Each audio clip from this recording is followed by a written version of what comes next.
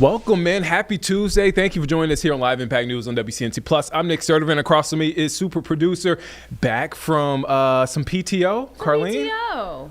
I mean, technically you've been back. You got back you were here for the morning stream. I'm back to work. Hi, everybody. How does it feel to be back?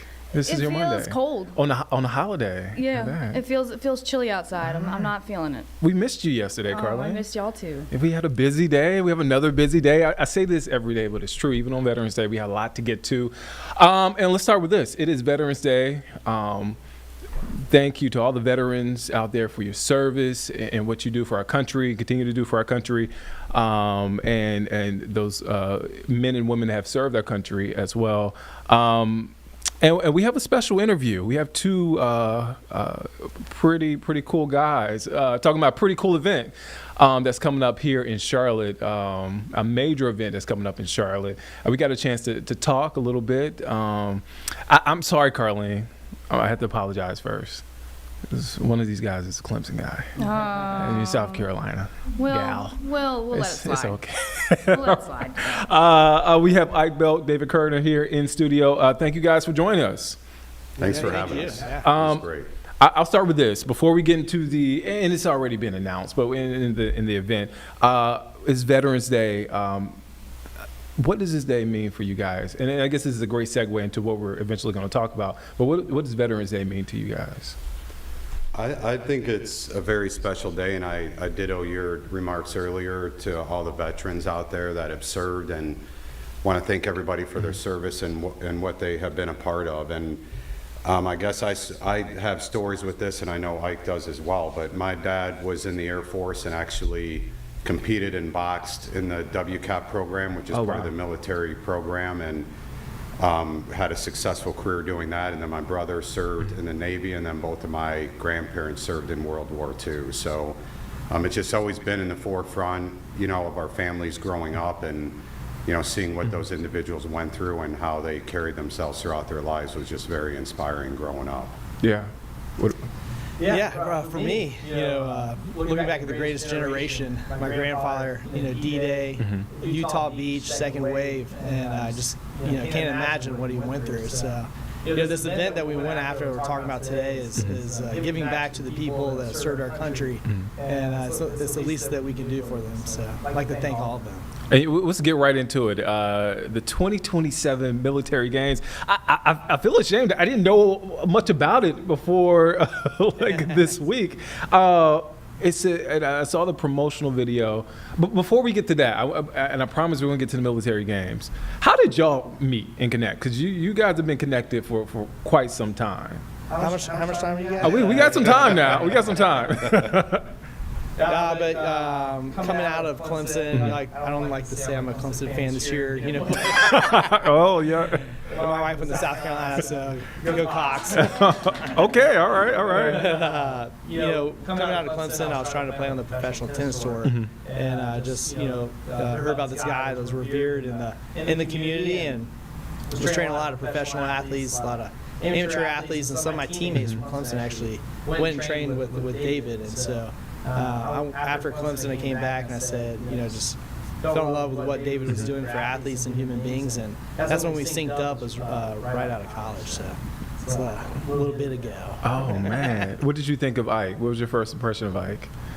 Amazing. Yeah, you'll get to know. He's very charismatic and very energetic, which is great. And I think we hit it off right away with his grandfather and family's history and legacy with the Olympic movement in sport, and then my background in science and performance. And when we connected and just started our early relationship, with him as an athlete and me as a coach, then it just let us evolve into deeper conversations about what we'd both like to be doing and where we wanted this all to go. So shortly after that, we closed that facility down, and then we opened the United States Performance Center back in 2012. So it's been a little path to get to this point. Oh for man, sure. and it's so cool. We've done, I say several. I'm probably underestimating that number, but we've done several stories, at least several stories on what you guys do there at the U.S. Performance Center.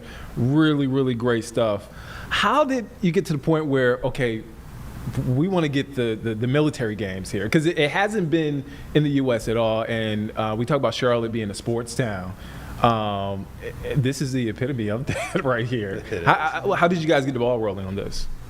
You know, if we start back in 1936. Oh, wow, okay. The Berlin Olympic Games. It really drove from my grandfather's passion. He served on the Olympic Committee board for numerous years. And that was kind of our passion when we got together, was taking the sports science and innovation and healthcare and putting it together with the Olympic movement.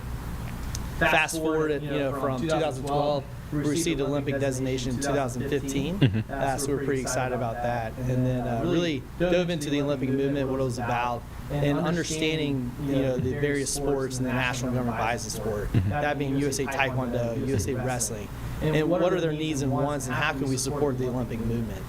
Today we have over 20 agreements and partnerships with the national government buys the sport, and one of them, USA Pentathlon, I'll give them a shout out, approached us and said, you guys want to go after the second largest multi-sport event in the world. And I said, what is that? And he said, the Military World Games. And again, at that point, we were like, what is it? But it was a pretty cool experience and a pathway to get there.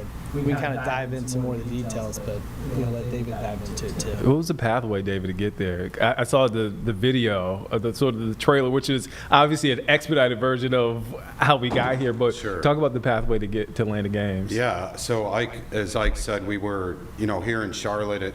Our camp. We're on the campus of UNC Charlotte, and partnered with the state, and have went from 0 teams to 20 teams in a matter of 4 years. And in the Paris Olympics, we had over 100 medalists come out of our facility, which is unheard of and sort of unprecedented in this field. So had tremendous success. And as that evolved and we continued to work with those athletes, and we've been running over 100 events here in Charlotte every year, like consistently. Yeah.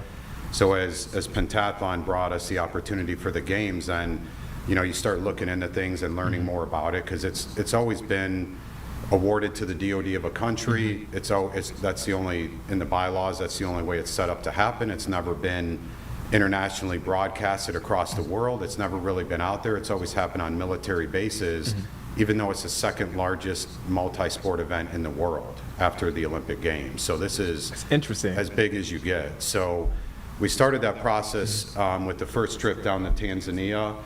And we were up against multiple other countries, and it was just 2 private individuals trying to get awarded the games at that time, and learning more about what that process would look like. And we ended up having to convince over 140 member nations to award it to 2 private individuals and a local organizing committee. And then we had to convince the Department of War now, but previously the Department of Defense, to sign off on this and allow it to come to 2 private citizens. So that path is a 2-year path that we've been on, trying to make this happen. And then we were successfully awarded the games about 3 months ago. So very excited about that. We'll just touch on how hard it was and what we had to do. Flying to Tanzania, Dominican Republic, Sri Lanka, Belgium, Switzerland. It was a process for 2 years of really going after this thing, where the whole time we weren't going to know if we were going to get it, but the journey to make it happen. Yeah. This was really special to us. That's a lot of miles. Yeah. Well, you found out, you said 3 months ago that we got it. Reaction. I'm sure that, were there some tears? I mean, some tears of joy? I think there definitely were. I mean, we were awarded it, and then we had to go through the rest of the certification through CISM, the organization, the International Military Sports Council. So we had to wait for the 140-member vote, which happened in Sri Lanka, and then we had to finalize the contract. So there was this sort of, moving target. But back when we made the announcement, there definitely, I'm sure, were some tears shed over it. It was a long There's a time. couple hugs and Yeah, high that's fives. right, for sure. And this, we say Charlotte, but when the games happen, it's not just Charlotte. We're talking about both Carolinas, right? Well, you're talking about the country, so this is a country's bid. Yeah. We were up against other countries, compete for this, and we're calling it the Carolinas games because the games are so large that it actually covers the aspects of the two states because of the venues that are needed Yeah. for all the events that are participating in the games. So what is the next step? Like, what are you guys working on now? Obviously, 2027, it's going to be here before you know it. I mean, we're already almost in 2026, if you can believe. Stress talking. I can feel that. I'm a little stressed talking about it. I don't even have to plan a thing. What is the next? What are the next steps right now? So we are, right now, we've been solidifying all the venues. There's 40-plus sports that'll be involved in the games. And we could talk more about those sports if Yeah, you go want to ahead. get Yeah, into yeah. that at any time. But we are solidifying the venues. We'll have a big presence in South Carolina, especially in Charleston, and then obviously an epicenter here in Charlotte, and then spread throughout this phenomenal state of North Carolina as well as South Carolina with some of the magnificent venues that are here available for sport. Yeah, it's really cool just hitting the aspects of Tryon, North Carolina, going out to Hyatt Farms, more eastern North Carolina, Yeah. and then hitting Greensboro, for the Aquatic Center up there with the primary location being Charlotte and at the university as well. Just can't be more excited about the vast area that we're encompassing for the games and what we're bringing back to the state of North Carolina with the support that they gave us. We talked about it earlier, the actual sports involved. Can you talk about the variety? I mean, I saw swimming, correct me if I'm wrong, taekwondo. That's right. But I know I'm missing plenty more. Can you talk about those sports? Well, the most important one before David jumps Yeah. into it is tennis. Tennis, yes, tennis. Go ahead, David. Yeah, so there's 11 mandated sports by CISM, which are really the main sports that you would think about. And really, when you look at it, it's really, when we talk about the national governing bodies of sport, those are the national teams, the Olympic athletes that you see in the Olympic Games, Yeah. every 4 years, depending on summer or winter. So in the summer games that we will have here in 27, you have pretty much every sport that's in the Olympic Games, with the exception of only a few. And then you have really military-centric activities as well, like orienteering, parachuting, all the different pentathlons by each of the different disciplines within the military, open water swim, life-saving, other events that'll be tagged and be a part of the games as well. So you have sort of all of the normal sports, like you mentioned, like boxing, wrestling. We included flag football. We have MMA in the games. We have hackathon in the games. We have drone racing. I mean, it's a wide spectrum of events that'll be going on, 47 activities in totality. So it's, in that regards, we're actually larger numbers than what will be offered in the Olympic Games in 2028 in LA. So on that side, there's more events. So a little bit adding more to that stress Yeah. that you were talking about before. Oh man, what does it mean for our service members to compete and be a part of this? Because when you think about the military, you just think about what they go out and do, right? Not necessarily something in this capacity, but what does this mean for them to be a part of it? Yeah, I mean, we're bringing this to the home soil. So, we've never hosted the summer games on U.S. soil. So the fact that we get to have home field advantage is, what we're trying to give back, to the soldiers and the athletes. Just keep coming back to, there's 18 million veterans in our country. Yeah. And there's, 700,000 in the state of North Carolina alone. What we can do to help support them and enlighten them and bring them together to celebrate what they've done for us, and that's what the games are all about, is peace through sport. Yeah. So, that's what I'm excited about. Oh man, David, what are you excited about? I mean, I was just thinking about that as Ike was talking. I saw the wheels turning for a bit. Yeah. I mean, it's a lot of these events will be qualifying events for LA 28, which is very powerful. Over 60% of the athletes that'll participate in the military games with us will be in the Olympics in LA 28. So, as Ike said, not only has this never been in America before, this will be the first time, but the hosting country of the Olympic Games has never hosted the military games the year before either. So this event runs the year before the Olympics every 4 years, whether it's winter or summer. And then what's also awesome, which we're both very excited about, which is a big part of today as well, is like the American celebration of 250 coming up. The last day of that celebration is actually the last day of our games, July 4th of 2027. So I think that's a pretty special honor as well, as to have that sort of be the ending of our games. And then that sort of opens a new door to the LA Games in 28 the next year. So just a very exciting time for America with all the activity. I hate to be cliche, but did you think that this was possible when you met each other those years back, that this was going to happen? This is going to be some of the fruit of the friendship? The first day we actually we called the USOPC, I think, in my car, and the lady we were talking with, we asked her, how do we get an Olympic designation? With our hopes and dreams, always, hosting the Olympics one day. So this is our pathway to that goal that we started day one. Wow, man.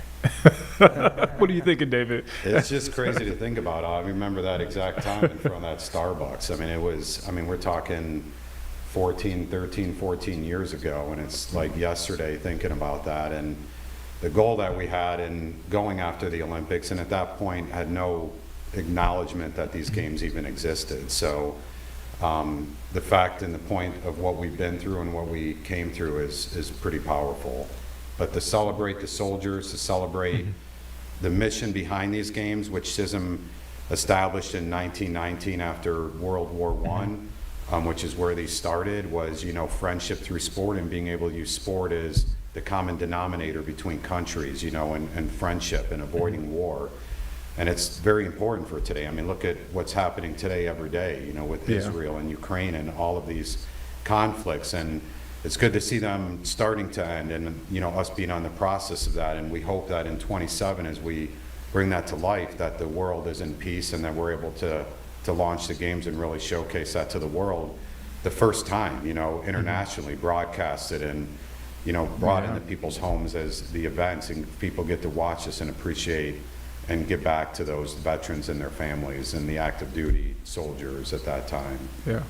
Yeah, there's really going to be iconic moments and pictures of athletes coming together from around the world, and can't wait to see that happen. I always imagine, again, when my grandfather went through and had to storm the beaches, where now we're going to be watching people playing beach volleyball, on a beach court. Yeah. So and that's the exciting part of really making a difference in the world on the platform of these games. And that's the opportunity here, is not too many people know about it, and really spreading the love and the friendship through sport, what they offer and what they're about. That's where the magic happens, and that's where it's going to be very inspirational to the world and to supporting our people that participate in these games. So we did play off that, and we sort of changed the focus a little bit to peace through sport, and had CISM sign off on that as sort of our marker of the games and our tagline of peace through sport.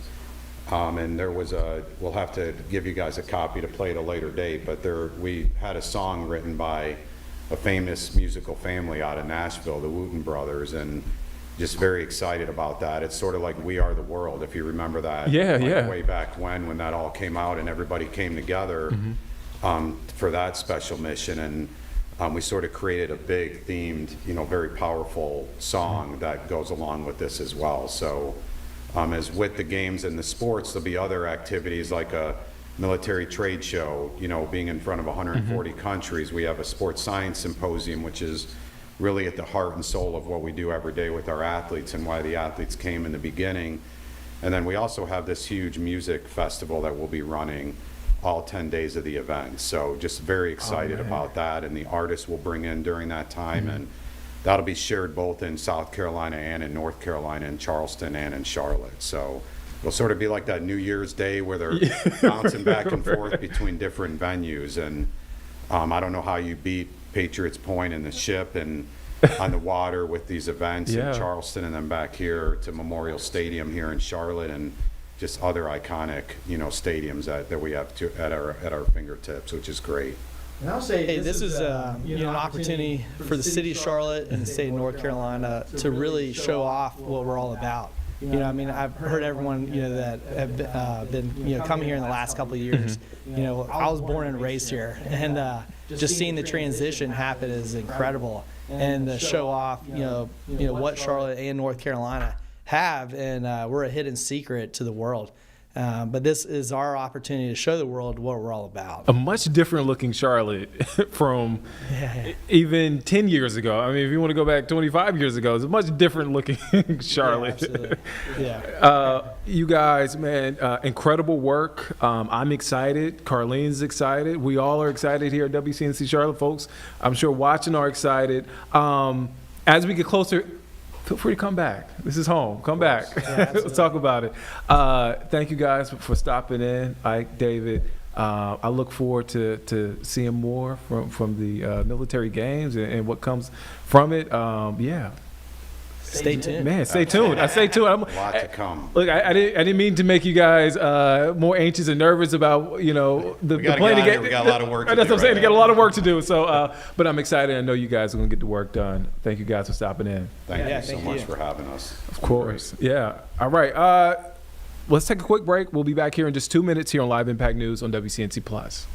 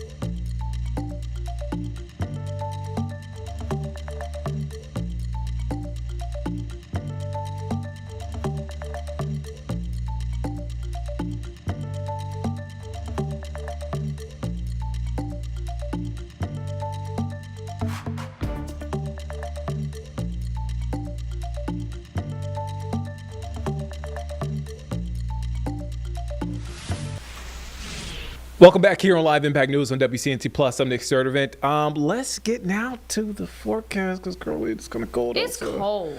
It's downright cold. It's cold. It's cold. But it's going to get better. Did you see the snow last night? I didn't.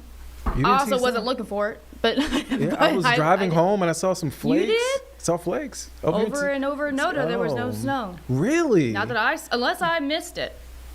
Were you outside around I mean, I had 5 to go o'clock? walk. I had to 6 walk the o'clock? dogs around that time. 5, 6 o'clock. You didn't see any flakes? Maybe It was I don't think I did. flaky here. Oh my goodness. I told Kevin Warlaw, our longtime photojournalist, I said, this is dandruff.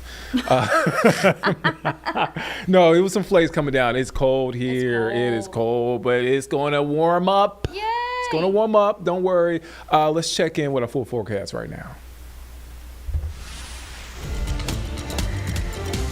Good Tuesday afternoon. It has been a cold 24 hours. We'll continue this cold snap within the next 24 hours before we start to see a big warm up. Now, yesterday we had a high temperature of 50 degrees. We actually had that at midnight, just after late Sunday night. Temperatures during the afternoon and evening really stayed in the 40s. For this afternoon, we'll do a high right around 48 degrees. Of course, there is going to be a breeze out there, so you have to factor in the wind chill with the cold temperature. So if you are prepping for this afternoon, know that wind chills here in Charlotte will peak right around 43 degrees, but once that sun sets, getting chilly once again. 7 p.m., any afternoon evening plans will drop down to about 37 degrees. Highs today, middle to upper 40s across the Piedmont area and lower to middle 30s up towards the high country with lots of sunshine to go around. If you're wondering the departure from average, well, it's about 15 to 20 degrees cooler than the average high for this time of year, which right now is right around 64 degrees. We've got one more cold night to get through as we go into tomorrow morning before we start to see a big warm up expected. So 34 to start off here in the Charlotte Metro. It is going to be a frosty, freezing start, especially the further up in elevation, starting off middle to upper 20s over towards the mountains, with afternoon temperatures rebounding around 30 degrees, expected to be much more seasonable for this time of year for your Wednesday afternoon. A high of 63 under lots of sunshine expected. That's going to be feeling really nice, especially compared to this afternoon. Highs in the lower 50s will persist over towards the high country. Headed up to the mountains this afternoon, sunshine once again will pop back up. We'll see afternoon temperatures hanging on into the 30s for the high, but the wind chill factor will be in the teens and lower 20s. Now, we saw lots of snow up towards the high country. That has tapered off, but we also saw some snow here in the Charlotte area. A couple of flurries yesterday around 5, 6 o'clock. Picked up total around a trace of an inch. A trace of an inch is generally less than a tenth of an inch of snow. So that actually puts us as the 5th earliest snowfall on record here for Charlotte. The last November snow that we did see was a trace back in 2018. That was 7 years ago. This Veterans Day, of course, thank you to all who've served. It is going to be chilly if you do have any outdoor plans. A high temperature, middle to upper 40s, 8 p.m. falling to 40 degrees. And then in the frost-free zone tomorrow morning, but we get out of that zone going towards the end of the work week, especially into your Saturday and Sunday with morning temperatures in the 40s and 50s. So we've got a chilly high pressure system set up across the southeast. Eventually a warm front will lift through as we go into early Wednesday. This is what's going to drive in that southerly wind, which is why we'll be much warmer for Wednesday. But not only that, we'll be continuing that uphill trend, upper 60s for Friday. And then we'll be talking about a middle to even upper 70s going into your Saturday and Sunday. So going from well below average to once again well above it. This fall weekend, make it any plans. Note that there is going to be a slight rain chance going into your Sunday. It does appear that there will be some rain chances, especially up towards the higher country ahead of our next cold front. May see a couple of showers enter through the Charlotte Metro,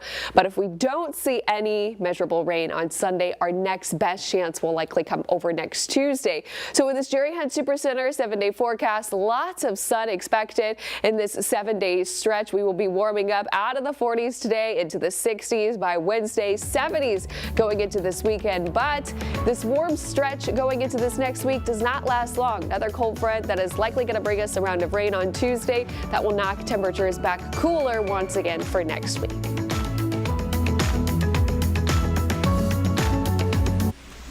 Told you, Carlene, it's gonna get warmer outside. We're gonna make it. Hey, we're gonna make it. It's cold. I was worried it was going to be cold in here, but I swear it's going to be cold. And I sweat.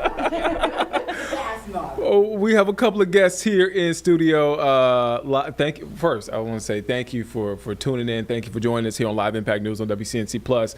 A lot to get to, and we have another special guest here in studio. We actually have two, but we want to get to First one, a woman who works hard in our community for our unhoused folk here in Charlotte-Mecklenburg area. You know, I met her about a year ago. Time escapes me. Cold called her, did a story about the nonprofit she works for and what they do. Fast forward, I've seen her throughout my couple of years of being here at WCNC Charlotte, and she does incredible work. You may recognize her because I feel like she's everywhere. Mashana Hughes.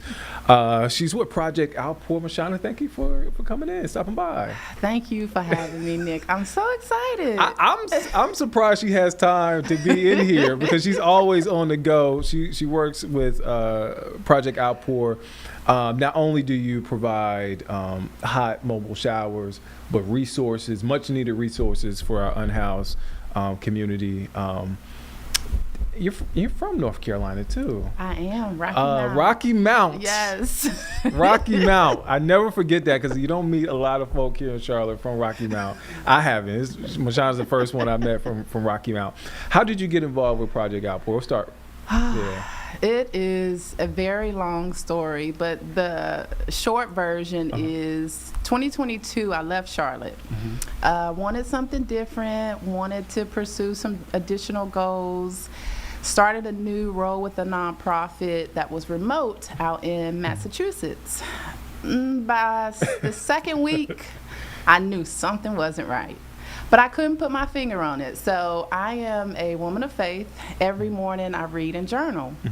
And one particular morning I heard God say, leave that job. And I left that job and was unemployed for a year and a half. I couldn't find a job. I couldn't Really? snag a job, even if I wanted to. I actually had a offer that ended up being rescinded. And it's so funny, I was thinking about it this morning because it was an opportunity to work with the unhoused community. And that position was rescinded, and I was forced to move back to Charlotte because at that point I didn't have any income. Came back to Charlotte in January of 2024 and saw the opening for Project Outpour. It was very limited information, very vague, understandably so now because of the vulnerability of the population that we serve. And I applied, and here we are. Oh, and it's being out there. It's and you're chief dignity officer for Project Outpour, and you treat them like family, and rightfully so. Because I think a lot of times when we see our unhoused brothers and sisters on the street, we ignore them, right? I think a lot of, and I'm just saying I'm saying the quiet part out loud. Yes. And I think a lot of people ignore them. A lot of people look at it and like, oh, that's not me. But a lot of folks are facing homelessness. Like they are one paycheck away. They're right there on the brink, and sometimes they just choose to turn away from the problems that are happening out here on our streets. What is that experience like being out there on because you guys have multiple locations throughout the city, right? Yes, we have 5 locations that we go to each week. Rain, shine, hot or cold, we show up. And I think for me personally, it was my own personal experience. While I wasn't homeless, there was a time in my life that I was prepared to be. And so I understand some of the needs that our neighbors have. I understand what it's like to have hope when the world around you is continuing to move on when you have nothing. I know what it's like to have faith when everything around you tells you to give up. And those are the same characteristics that a lot of our neighbors are battling with on a daily basis. And I just consider how powerful my community was during that time of my journey. And so I enjoy giving and creating those opportunities for our neighbors because just like you said, I mean, imagine hundreds, if not thousands of cars passing you by every single day ignoring you. And then you come to Project Outpour and you just feel the love as soon as you walk up. Many of our neighbors we know by name, we know their stories, and it has really helped break down those barriers of stereotypes and stigmas about how people become homeless. And there's music out there playing. They're having a good time. I went during the summertime. It is National Homelessness Awareness Month. November is. When it comes to this month, and it's not just this month, what do you want folks to know? And again, it's not just this month, but all year round. What do you want folks to know? You know, Nick, that's a loaded question. And it's loaded because I want to make sure I do the neighbors that we serve the proper justice that they deserve. And I think one of the most powerful things that I have heard through conversations and the relationships that we've built with the neighbors that we serve is reminding people of what humanity looks like. Again, these are still individuals who are going through a moment in time. And I think it is important for people to understand a simple, hey, how are you doing? A simple wave or just an acknowledgement can go so far for so many people. And again, just imagine the world seeing you as invisible, and then you have that one person or that one opportunity where somebody reminds you that you are valued, you are seen, and you are cared for. And so I think what's most important is reminding people that these are still human beings. They are mothers, they are fathers, grandparents, aunts and uncles. And unfortunately, we've seen an increase in children that we've served. And so again, just reminding people that choose not to judge and just pour into people during this moment, during that journey of their time. And I think, a lot of it is what you do is not just help, our unhoused community, is educating folks who are not unhoused, right? Because there are a lot of stigmas around what it means to be unhoused, right? People have their own sort of preconceived notions of what it is. And it looks just like me. It looks just like you. It looks like everybody in this room right now, if I'm being honest. Absolutely. And I think for me personally, recognizing that and understanding how valuable life is, it really helps change my perspective. And I think it's important for people to recognize, looking at me now, you would have never imagined what my story was. And those are some of the same stories that our neighbors have shared. We have ex-CEOs, ex-six-figure salary-making neighbors that we serve. And you would never know that just by looking at them. And so I think you hit the nail on the head just sharing how tough times are right now. And a lot of people are living paycheck to paycheck. And I think it's important for people to understand that it's not always just mental health, it's not always just substance abuse that creates these homeless issues for our neighbors. They're issues that are beyond their control. Majority of the people that we serve are Black and brown individuals. And I think that speaks volumes to just a lot of the systemic issues that Black and brown people face. Now, don't get me wrong, there is every demographic that you can think of we are serving. But it is a disproportionate amount of Black and brown people that we are serving.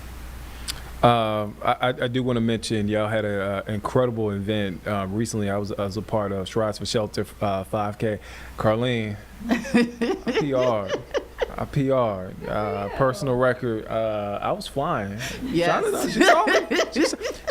She came up to me. I saw her, and she said, "You gonna run those 3 miles?" I said, "Am I gonna run those 3 miles?" Yeah, I'm gonna run those miles. And she saw me flying. He was.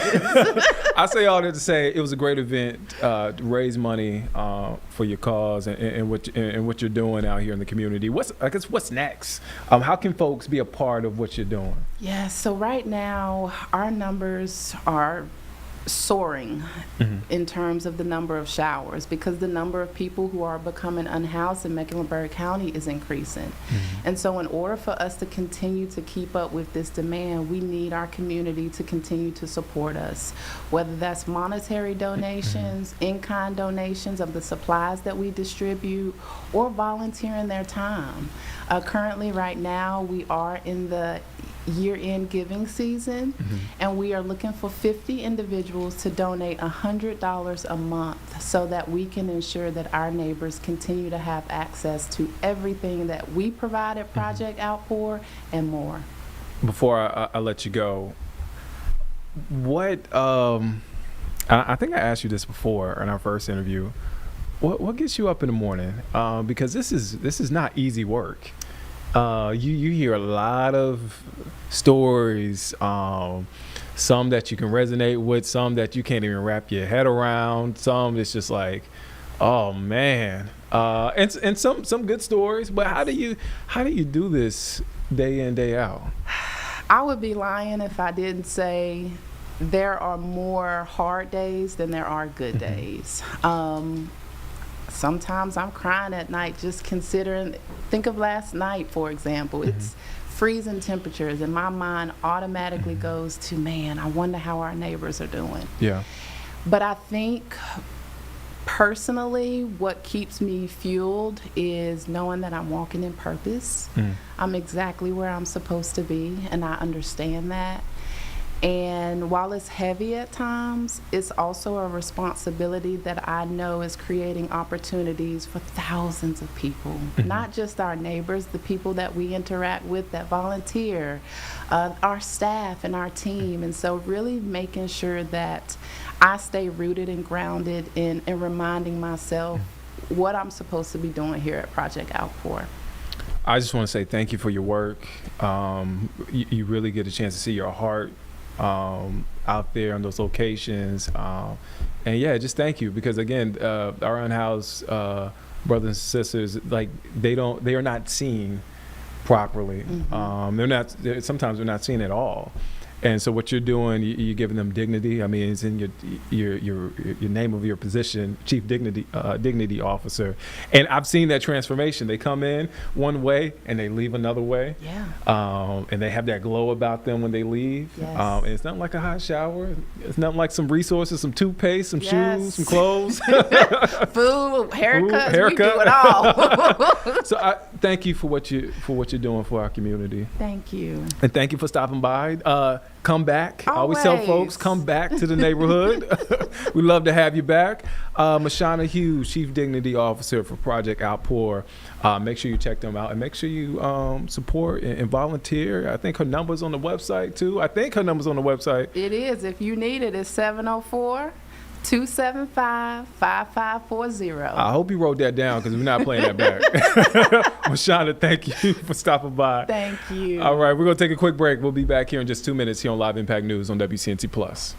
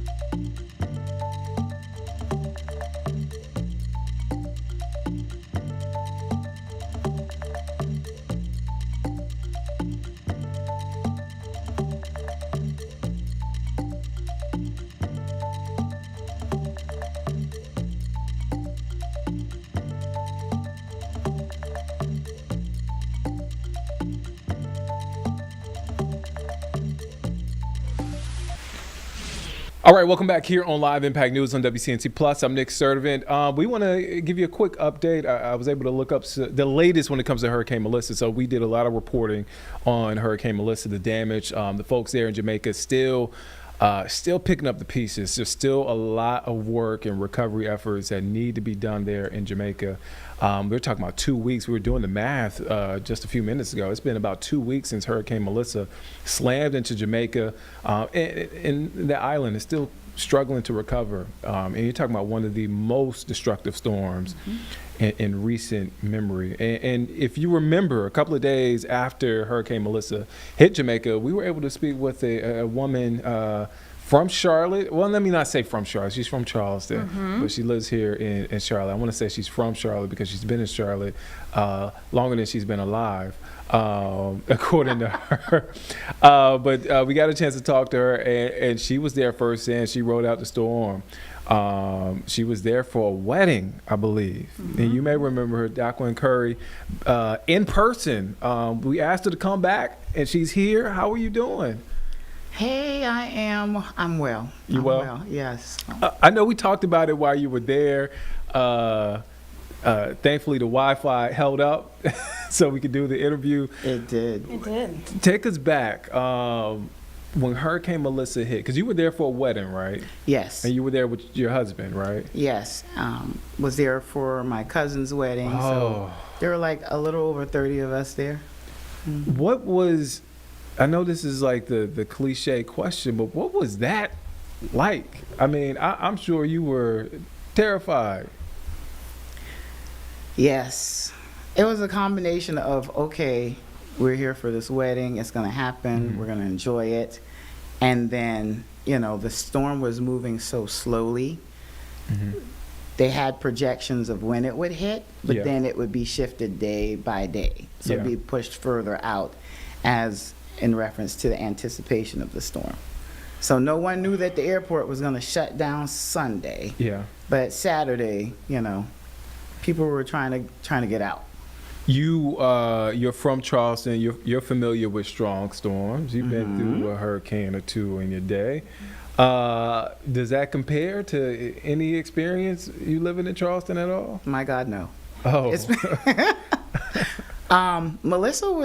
Melissa is a contender. I don't remember. I think they said it's maybe the second or third worst storm historically recorded.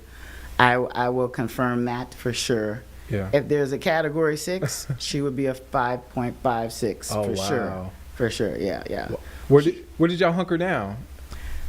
Within the resort, Okay. they had a theater and a conference room, so they just gathered everyone in those two spaces so that we could be safe and they could monitor, people's health. And that's some of the damage. You can see it right there on your screen, right there, of the aftermath, the immediate aftermath from Hurricane Melissa. Again, one of the more destructive storms in the Atlantic Ocean's history.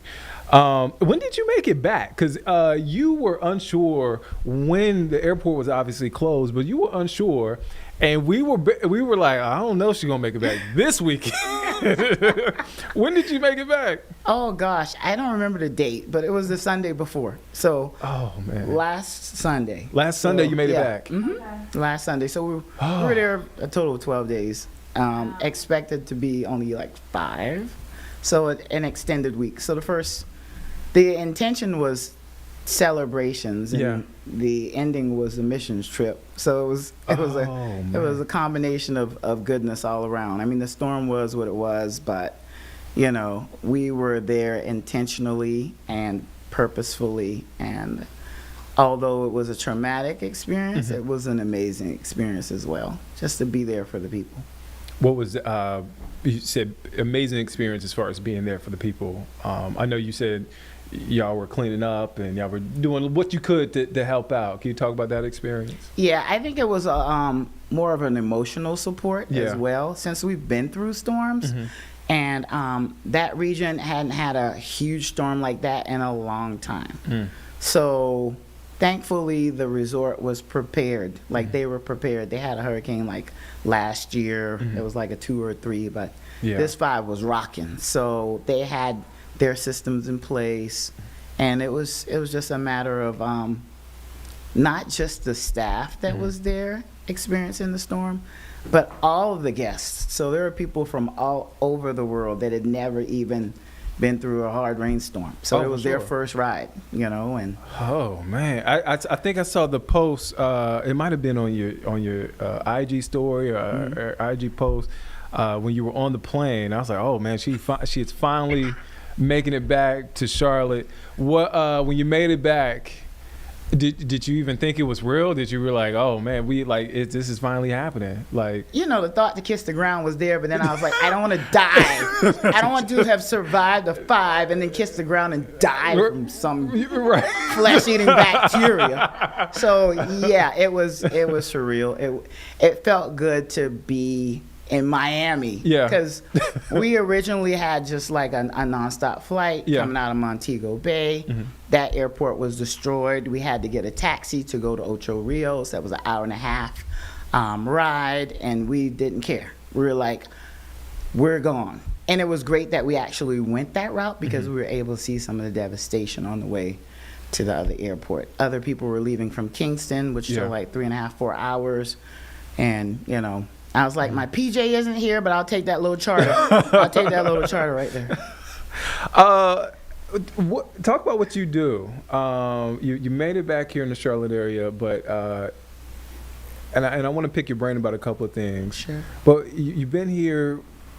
Can I say how many years you've been here? You can. You've been here for 27 years in Yes. the Charlotte area.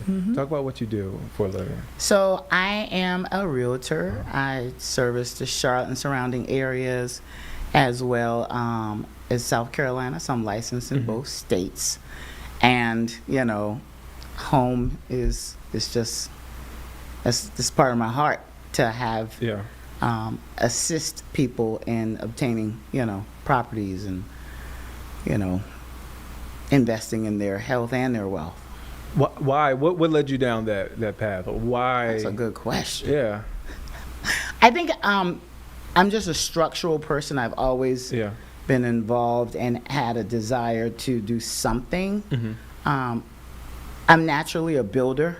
I pride myself on building relationships, right? And I think that some professions don't focus on that, and to me, real estate does. Yeah.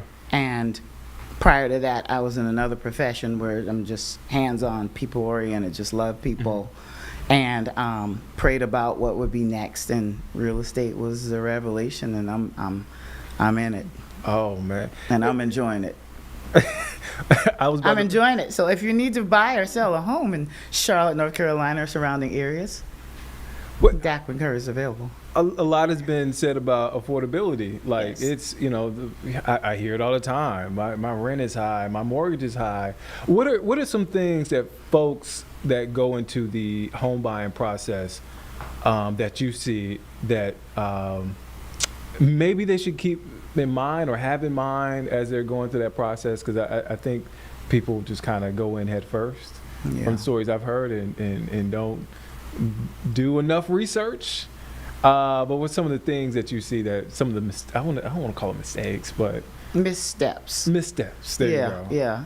Research is important, but at the same time, I think anyone who has an interest in, you know, the home purchase or home selling aspects and the processes thereof need to get with a professional realtor. It's important because there are things that we know and things that we have access to that the average consumer doesn't. And if you want proper guidance and if you know, want to go through a process where you're not just guessing, but you have actual facts and someone to support you throughout the process, it just makes sense. I mean, when my husband and I were looking for, you know, our very first home, and my husband's a veteran, so I want to say Happy Veterans Day to all veterans Happy Veterans Day. everywhere. You can shout him out. Say his Especially name. him. There you go. Say his name. Shout him out. Bobby Curry III. I appreciate you. Thank you for your service to our country and to your family. Oh man, I do, follow up. Shout out to Bobby. I do want to ask again to that point. You know, folks. You know, getting hooked up with the right folks, doing your research. How would you say the real estate market is here in Charlotte now? What is the climate from your perspective? Well, the climate right now is more buyer focused. Yeah. Inventory is what it is, right? It's been low. The average buyer has been waiting for interest rates to shift, right? I advocate what's best for the buyer. Yeah. Every situation is totally different. But there are so many different programs out there, especially for first-time home buyers. And that's why it's important to, be educated and get to that point to where you trust a realtor who's going to introduce you to, different options and different lenders and, get a full understanding before you just kind of just go out there and then tell all your business, tell how much you can afford, and then somebody takes advantage of you. I like to safeguard my clients. So my takeaway: the right time is making sure is when you've done your research and making sure when you've got connected with the right folks. That's the right time, because folks try to make it the right time versus the economy, interest rates. But it's when you do the research and when you get hooked up with the right folks, right? And when you just are ready, Yeah. you can pay rent for a long time, but it pays to really invest in yourself in the process of home ownership. All right, Daquan. All right, I might be giving you a call. I think you should. Look at her. She's trying to sell me right now. I have to. I will say this again. Happy Veterans Day to Mr. Bobby. Thank you. Thank you for coming back. Well, I'm glad to see you here in person. I'm glad you Me made it too. back. We were concerned. We kept tabs on you, We though. kept tabs on I you. appreciate your concerns and your tabs and your texts. And Whenever I prayers. received them, yes, Yes. the prayers for sure. Yeah. Yeah, And folks, they were felt. folks here in Charlotte, South Carolina, North Carolina, check Daquan out. She's on Instagram. Thank you for stopping by. Thank you so Don't much. be a stranger. I will not. Come back to the neighborhood. I call this the neighborhood now. Come back to the neighborhood. It felt like a neighborhood today. Thank you, Nick. Thank you, Daquan Carly. Curry, thank you for your time. All right, we're going to take a quick break. We'll be back here in just 2 minutes here on Live Impact News on WCNC Plus.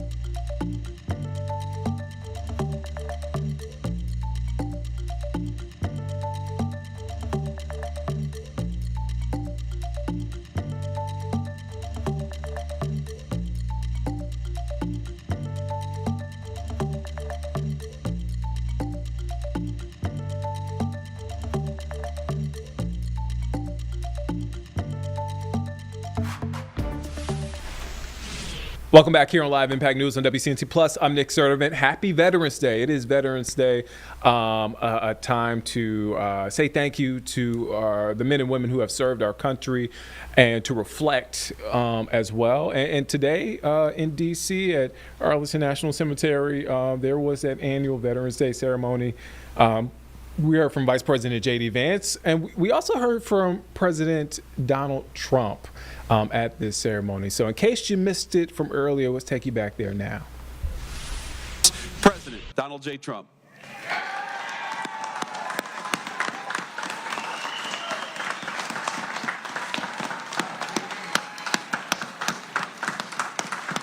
Thank you, J.D. Thank you very much to our great Vice President. It was a good decision I made. This morning on these hallowed grounds where generations of American heroes rest in eternal glory, we gather to fulfill the sacred duty of every free man and woman. On Veterans Day, we honor those who have worn the uniform, who have borne the battle, who have stood to watch and whose ranks have formed the mighty wall of flesh and blood, bravery and devotion that has defended our freedom for 250 years. Today, to every veteran, we love our veterans, we say the words too often left unsaid. Thank you for your service. Thank you very much.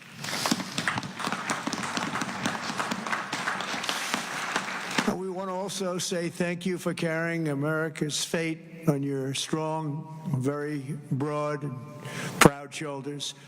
Each of you has earned the respect and the gratitude of our entire nation. We love you, we salute you, and we will never forget what you have done to keep America safe, sovereign, and free. Thank you very much.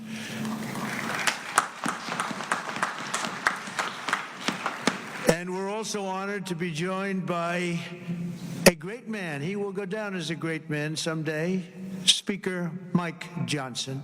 Speaker. Wherever you may be, Speaker.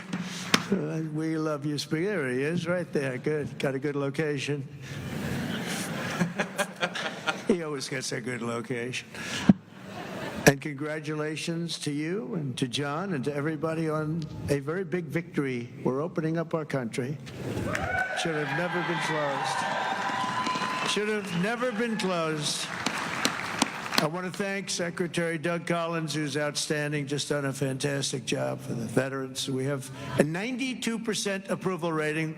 We took that up from 38% from a certain previous administration that we won't mention. Also, Secretary of War, we like the sound of that better than the other. Secretary Pete Hegseth. Pete, thank you very much. Thank you, Pete. Great job. Our great Attorney General, Pam Bondi. Pam, thank you very much. Thank you. Secretary Doug Burgum. Doug, thank you. Thank you very much for being here, Doug. The #1 energy person anywhere in the world, acknowledged. I was amazed that he took the job and he did it without hesitation. What he gave up, what Doug gave up, what all of them gave up, nobody would ever know. But Secretary Chris Wright, #1 anywhere in the world, acknowledged. And drill, baby, drill, Chris, right? Drill, baby, drill. The energy prices are way down. They're going further. Secretary Linda McMahon, education, moving education back to the states, Linda, right? Getting it back to the states where it belongs. Secretary Lori Chavez DeReamer, thank you, Lori, very much. Director Russ Vogt, Director, thank you. What a good job he's doing. Cutting, but fairly cutting. Director Tulsi Gabbard, thank you, Director. Ambassador Jamieson Greer, what a job he's done. We've taken in trillions of dollars in tariffs, and we want to keep it that way. It's been good for our country, I can tell you, including national security. General Dan Kane. General, thank you. He's a real general. And congratulations on wiping out the nuclear capability of Iran in about a matter of seconds once they got there. They traveled a total of 37 hours. But once they got there, they were very quick. And also to many other very distinguished guests. We have an amazing group of people. I'd like to name every one of you, but I think a lot of people would be upset. It's a little cold. The pages of American history are filled with the tales of titans, icons, innovators, and trailblazers who built this country into the greatest, most ambitious, and most prosperous nation the world has ever seen. And we brought it to new levels. I'll tell you, we were going in a direction for a period of time, but we've never been hotter than we are right now. This is the hottest country anywhere in the world. Yet every captain of industry, every pioneer of science, and every star whose brilliance has lit up the lights of Broadway all share one thing in common. They only had the chance to soar because the veterans had the courage to serve. They took care of those people. They took care of all the stars. The stars that you read about wouldn't be here without our veterans. Everything we have, everything our country has achieved has been purchased by the muscle, spine, and steel of the United States military. We owe it all to the fierce and noble men and women of the Army, the Navy, the Air Force, Space Force, Coast Guard, and the United States Marines. Here's a guy. Our service members, our own words, are the greatest possible tribute to their immortal valor. Shortly before the Battle of Bull Run, Major Sullivan Ballou of Rhode Island became a big name, didn't he? Wrote to his dear wife, Sarah. He said, "I know how great a debt we owe to those who went before us," he said, "and I'm willing, perfectly willing, darling, to lay down all my joys of this life to help maintain this government and to pay that debt." Just 1 week later, Major Ballou did just that. He gave his life to save our country.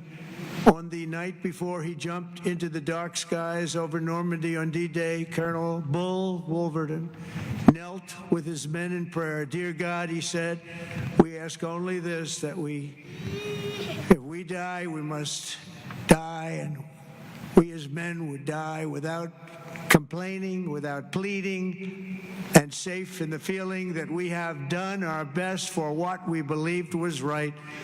We must do what is right." Colonel Wolverton, too, died for us so bravely in battle. Today we remember with overwhelming gratitude the more than 1 million American service members who have made the supreme sacrifice and laid down their lives for the good old USA.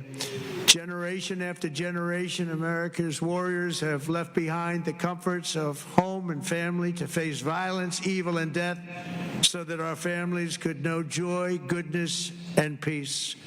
We honor them so strongly. Our heroes have lived through unthinkable nightmares so we could live the American dream, and the American dream is coming back again, stronger than ever before, and you'll see that as the next few years evolve.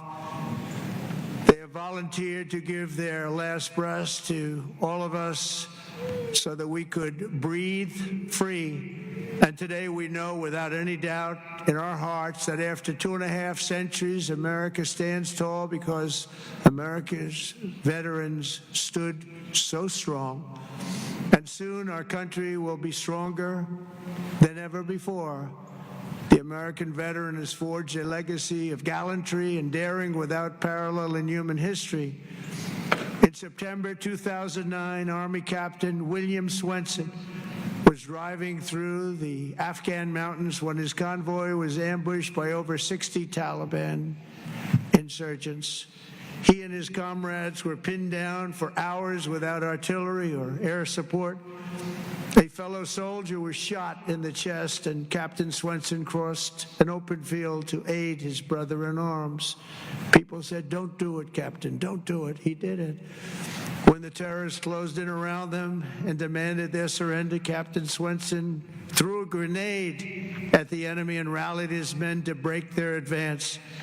He then carried the wounded soldiers hundreds of yards to a rescue helicopter before charging back 3 times, back and forth into the fire to save the wounded and bring them home.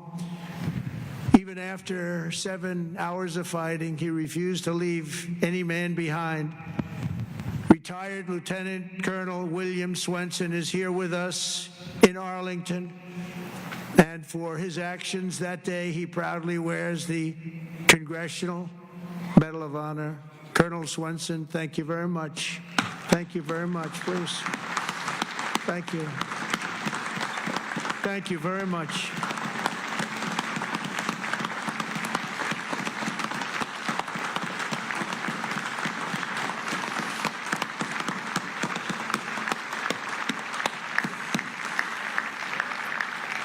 The ultimate honor. Thank you.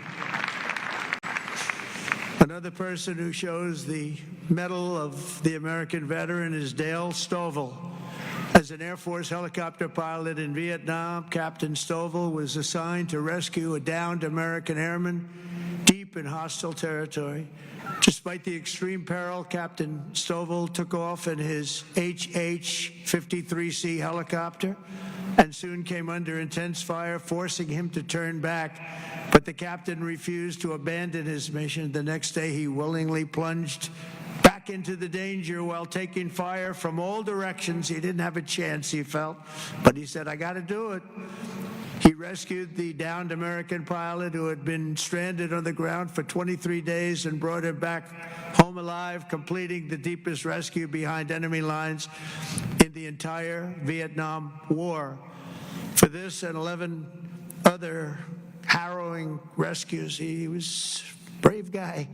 Dale received the famous Air Force Cross and the Distinguished Flying Cross and 2 Silver Stars, making him the 4th most combat decorated Air Force Academy grad of all time.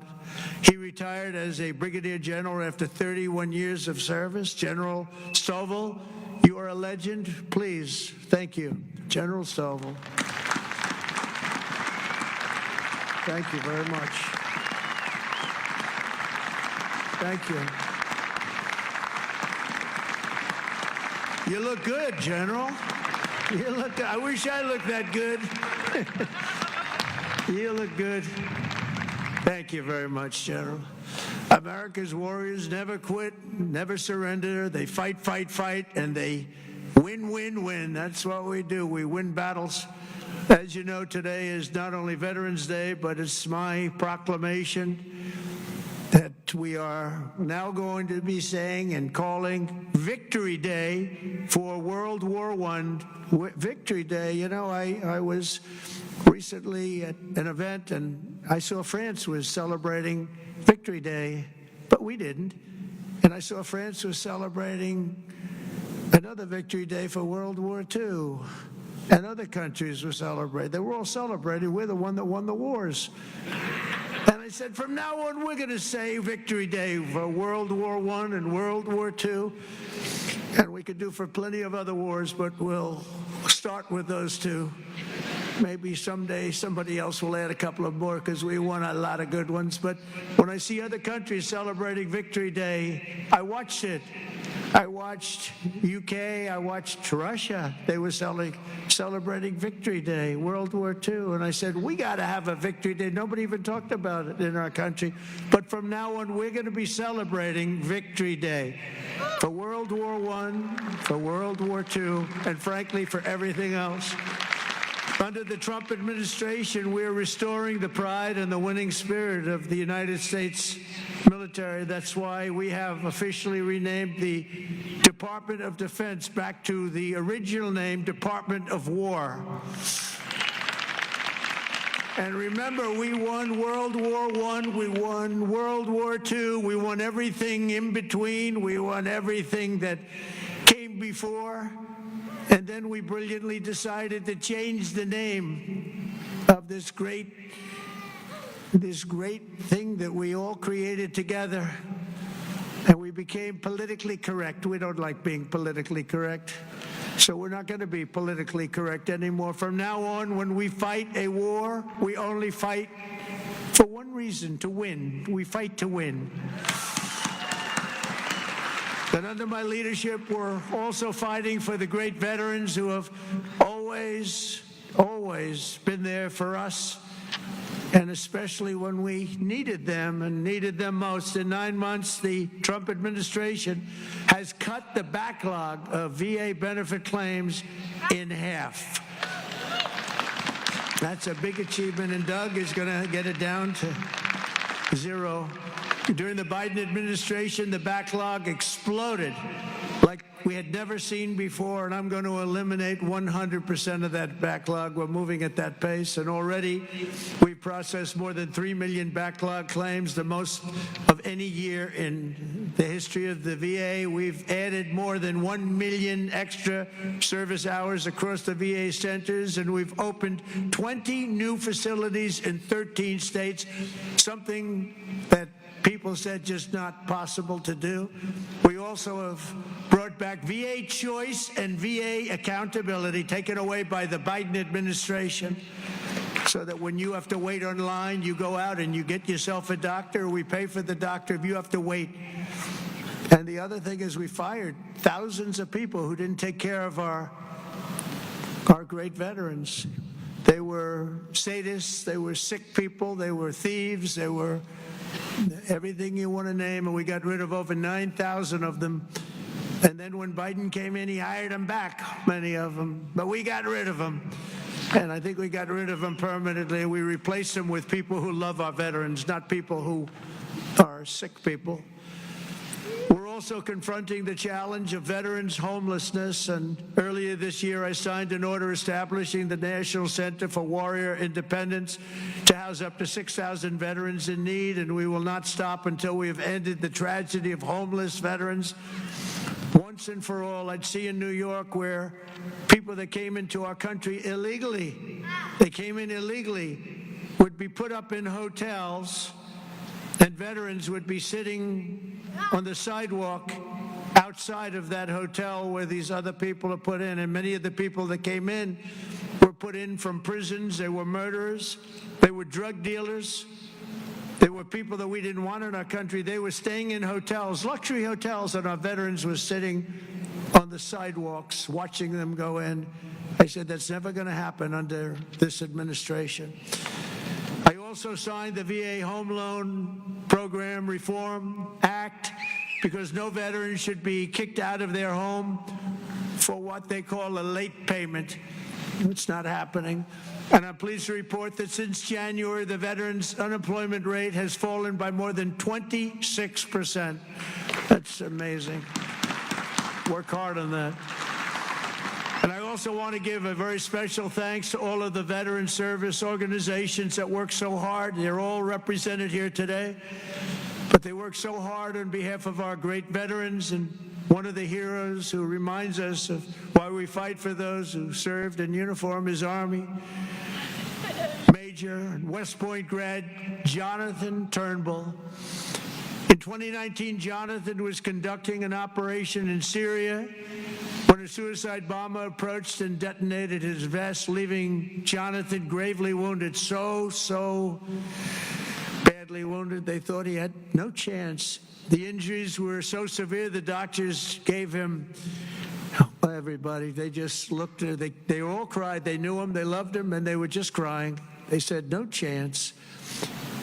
He was resuscitated 3 separate times, and he underwent 22 surgeries, but he refused to give up. He wanted to live. He loved his country. He loved his family. He wanted to live. He was going through hell. I visited Jonathan at Walter Reed in 2020, remembered so well, and today I'm delighted to say that Jonathan is not only alive, he is here with us, back on his feet, and living a great life alongside his beautiful wife, Samantha, and their 3 incredible children. Jonathan, Samantha, please, God bless you. God bless you. Thank you. Where are you? There he is. There he is. Beautiful. Thank you very much. Thank you. You're a tough guy. You're a tough one. Nobody could have gone through what you went through. He's doing good, isn't he, huh, Samantha? Thank you very much, both. And in conclusion, from the very beginning of our country, our great American flag has always been shielded and protected by a special cast of citizens who has stepped forward to safeguard liberty's cause. When danger came, when duty called, when Almighty God asked, who had the will and the strength to defend the land of the free, each and every American veteran stood up and said, "Here I am, send me, here I am." They've come from every corner of this nation, from the cornfields of Iowa to the hills and valleys of California, from the steel towns of Pennsylvania to the vast plains of Texas, from the banks of the mighty Mississippi to the 5 boroughs of New York City. With selfless commitment and unyielding conviction, they made themselves America's ramparts and became the shield between our homeland and those who would do us harm. With everything they had, they did one thing above all else. They put America first. On the decks of destroyers, beneath the thunder of cannon fire, in the cockpits of our beautiful B-2 bombers. Aren't they beautiful now? We respect them so much. What a job they did.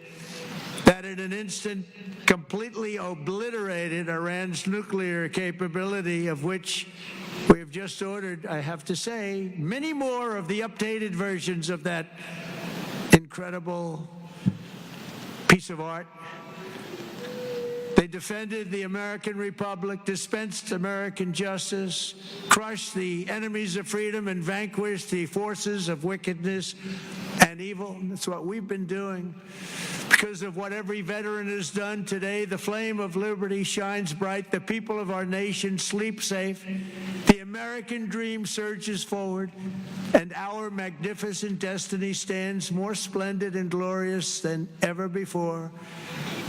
So I want to say thank you once again to every American veteran. You are very, very special people, and always in our heart. Thank you very much, and God bless you, and God bless the United States of America. Thank you very much. Thank you, everybody. Thank you very much.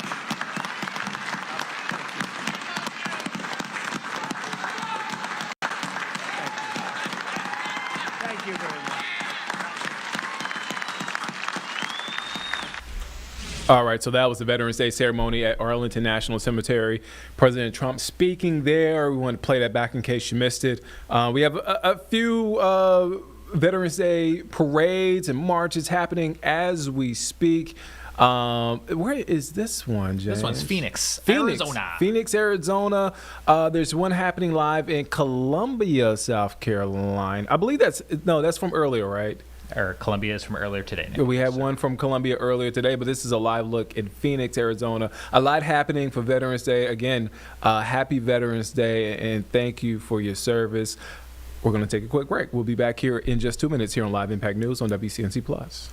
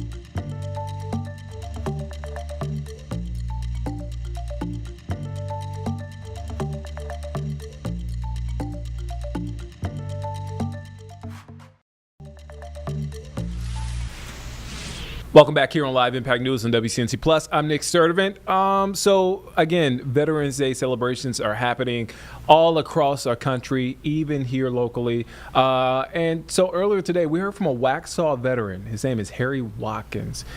He gave his story during their Veterans Day ceremony this morning in Waxhaw. In case you missed it, let's take a listen to that. Today we have a very honored guest speaker with us. Someone who has dedicated his life to serve, both supporting our country and supporting his own veterans in our community. I'm proud to introduce you to Harry Watkins. Harry Watkins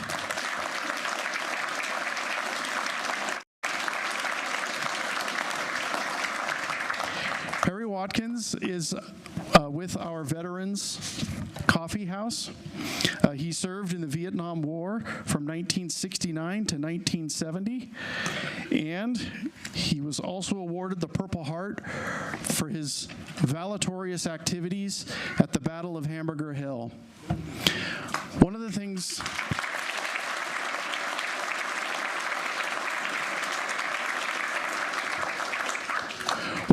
I'll invite everyone to do is to go onto YouTube and type these names into the prompt and hear the stories of these veterans.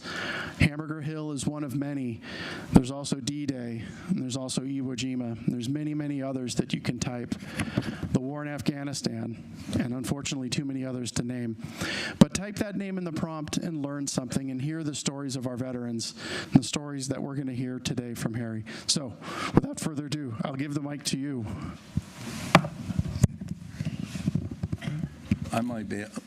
I'll stand as long as I can, but if you're wondering about the shaking, I'm not as nervous as a live turkey on Thanksgiving morning.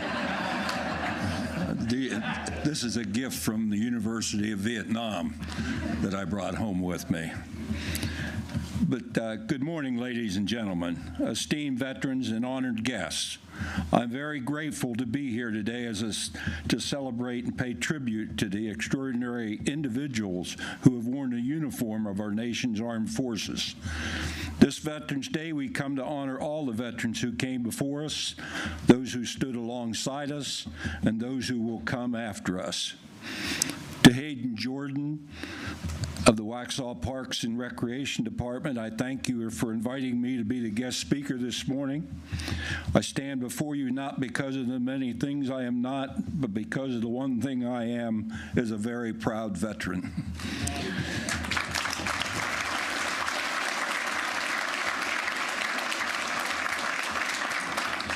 After the end of World War I on the 11th of November 1918, the armistice between Germany and the Allies went into effect at 11 a.m. In 1954, Congress changed the name from Armistice Day to Veterans Day to honor all veterans irrespective of the wars they fought in.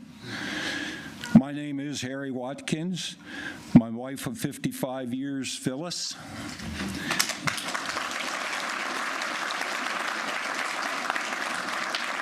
We've called Waxhaw our home for these past 20 years, and we wouldn't want to live anywhere else. We have made so many friends here at Waxhaw, the Parks and Recreation. I call them all my friends. Chief Wilson and the police department. I love and appreciate every one of them, and I think we have the best police department anywhere in the country.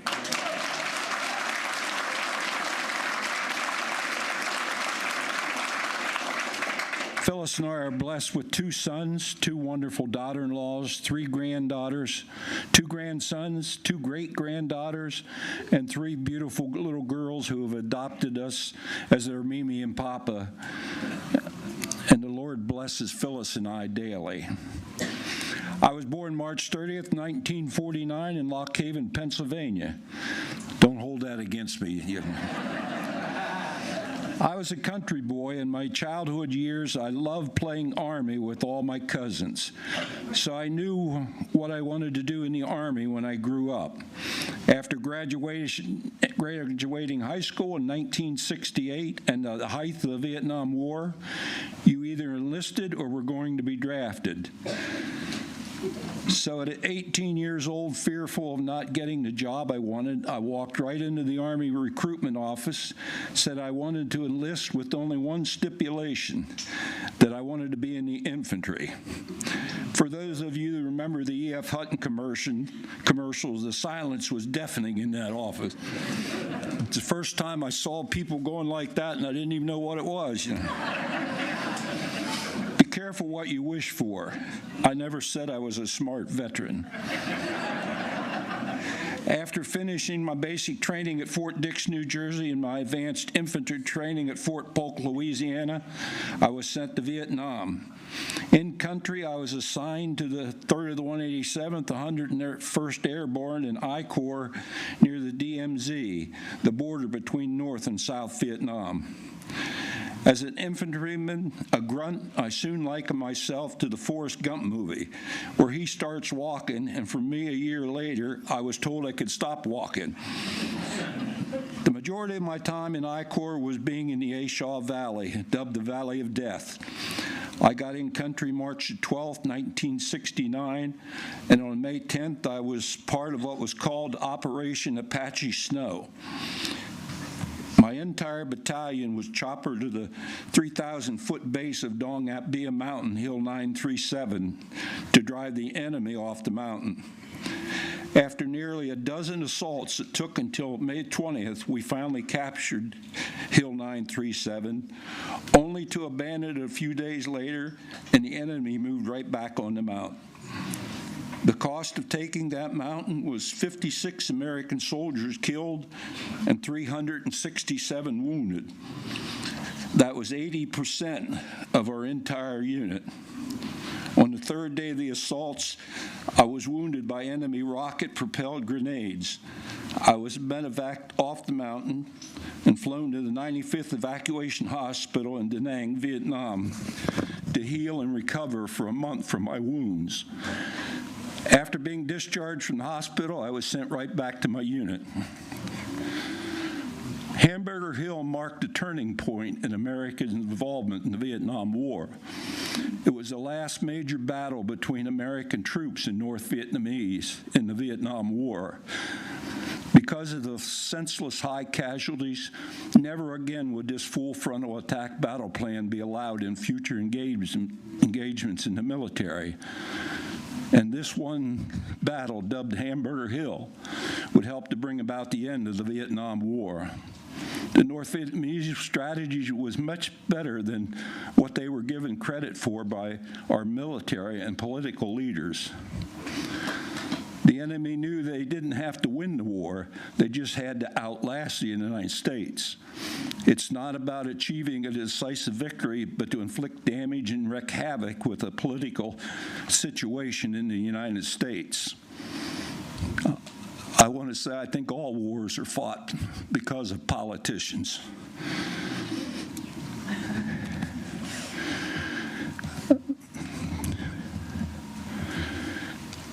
I say those who do not, militaries, I say this to you, those who do not learn from the mistakes of the past are destined to repeat them. If you put us in it, let us win it. That's what happened in Vietnam.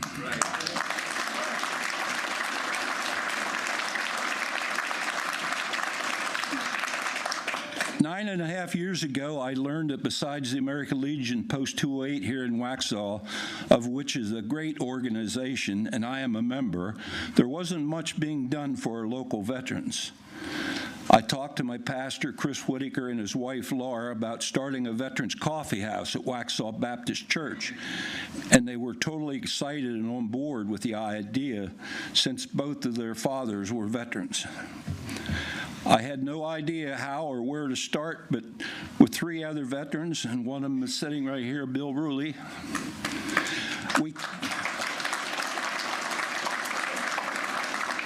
we came up with a plan to host it the 4th Thursday of the month from 9 to 11 a.m. In the months of November and December, we host the Veterans Coffee House on the 3rd Thursday because of Thanksgiving and Christmas. At the first Veterans Coffee House, we had 12 veterans attend. And Bill and I thought, well, that's 10 more than we thought would come.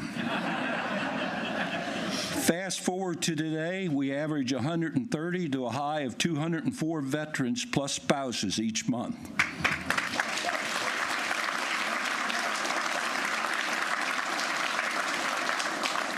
We give everyone in attendance a free full-course breakfast prepared by a dozen devoted ladies of the church, followed by guest speakers and door prizes. If any of you here have never been to the coffee house, see my wife afterwards and she'll give you a card. I am always asked why our Veterans Coffee House does so well, and my answer is always the same. It is nothing I do or anyone involved with it does, but it is because we honor our Father and our Lord Jesus Christ by blessing the meal,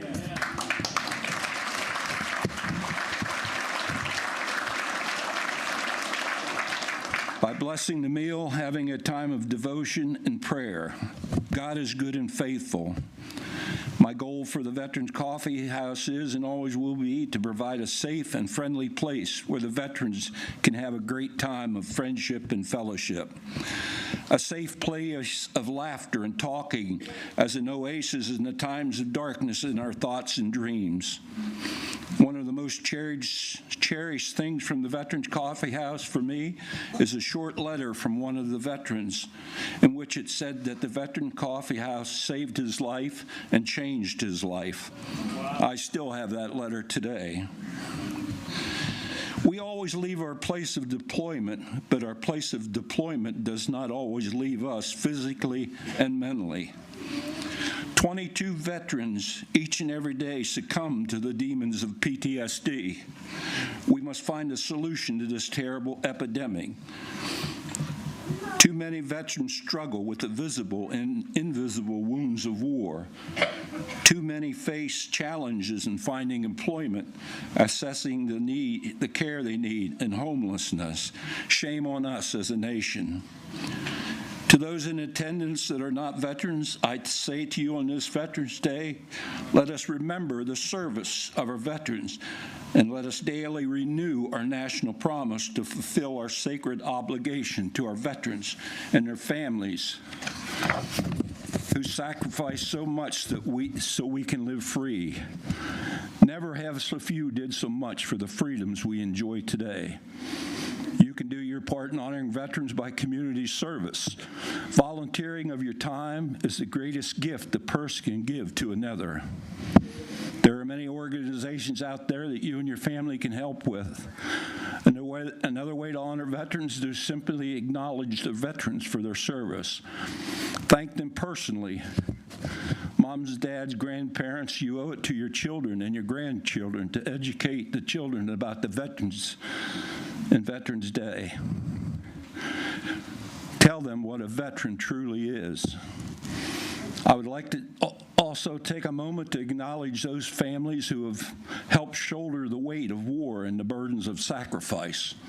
We must recognize the sacrifice is made not just by those in uniform, but by the families who supported them through deployments and anxious nights.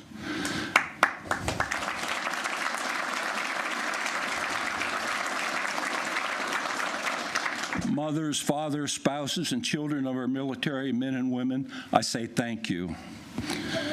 Veterans are a national treasure and are a living history. Do you know that only 1% of the population of America will join the military and fight, and yes, die to keep the freedoms we have today? John 15:13 says, greater love has no one than this, to lay down one's life for one's friends. We veterans don't expect to be thanked for our time in service, but when we are, it is appreciated more than you will ever know. My response to your thanks is that you were worth it. No matter where we had to go, no matter what we had to do, no matter what we had to endure, no matter what we had done to us, no matter what we are still suffering from, you were and are worth it. In closing today, I'd like you to remember that only twice a year veterans are honored. It happens with predictable precision. May, flags appear fluttering in the late spring breeze for Memorial Day to honor the fallen, and Veterans Day to recognize the living. They matter and hopefully always will. But I asked you this question: should our gratitude be limited to two dates on a calendar? I say every day should be a Veteran Special Day. The truth is that honoring veterans isn't an event, it's a responsibility. It's a promise to carry forward the values they defended, to ensure our commitment matches their sacrifice. Our respect for our veterans must not vanish. Abraham Lincoln said, "A nation that does not honor its heroes will not long endure." Some people live an entire lifetime and wonder if they've ever made a difference in the world. A veteran does not have that problem. To all our veterans here today, your service has shaped the country we live in today. You've defended our freedoms, protected our values, and shown us the true meaning of courage. To my Vietnam veterans, I say welcome home. Thank you to all veterans for your service, your sacrifice, and your unwavering commitment to our nation. I thank you all for taking the time out of your day to come here and honor our veterans. May God bless you, and may God bless the greatest country in the world, the United States. Thank you.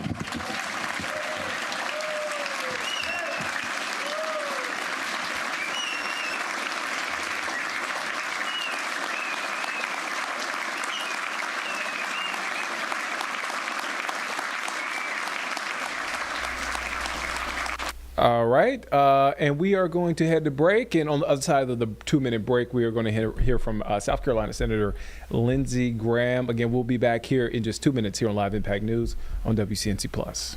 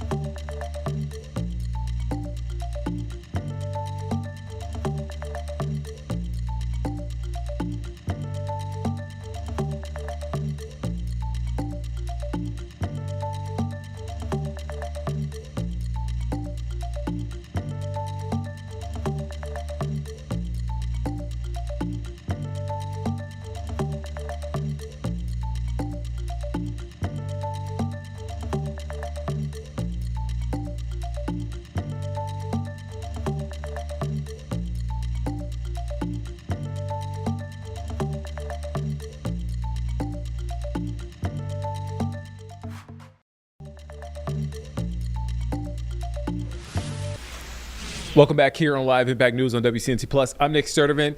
It is cold outside. Like I'm sure you probably have the heavy coat. Hopefully you have the heavy coat. This is a live look at Charlotte Douglas International Airport where it's cold outside. All right, so let's turn now to our forecast. Let's get a look at our full forecast. Here's meteorologist Becca Birdsall. Good Tuesday afternoon. It has been a cold 24 hours. We'll continue this cold snap within the next 24 hours before we start to see a big warm up. Now, yesterday we had a high temperature of 50 degrees. We actually had that at midnight, just after late Sunday night. Temperatures during the afternoon and evening really stayed in the 40s. For this afternoon, we'll do a high right around 48 degrees. Of course, there is going to be a breeze out there, so you have to factor in the wind chill with the cold temperature. So if you are prepping for this afternoon, know that wind chills here in Charlotte will peak right around 43 degrees. But once that sun sets, getting chilly once again. 7 p.m., any afternoon evening plans will drop down to about 37 degrees. Highs today, middle to upper 40s across the Piedmont area and lower to middle 30s up towards the high country with lots of sunshine to go around.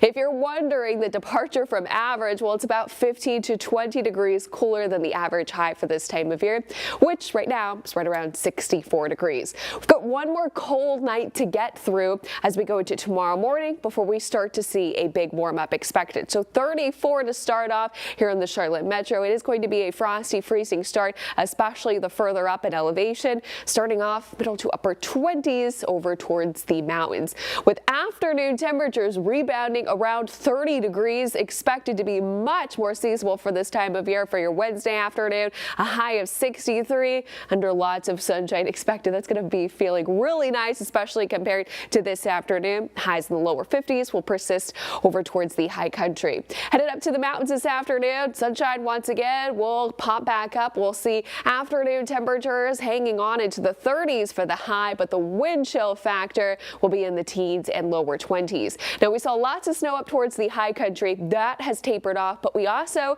saw some snow here in the Charlotte area. A couple of flurries yesterday around 5, 6 o'clock.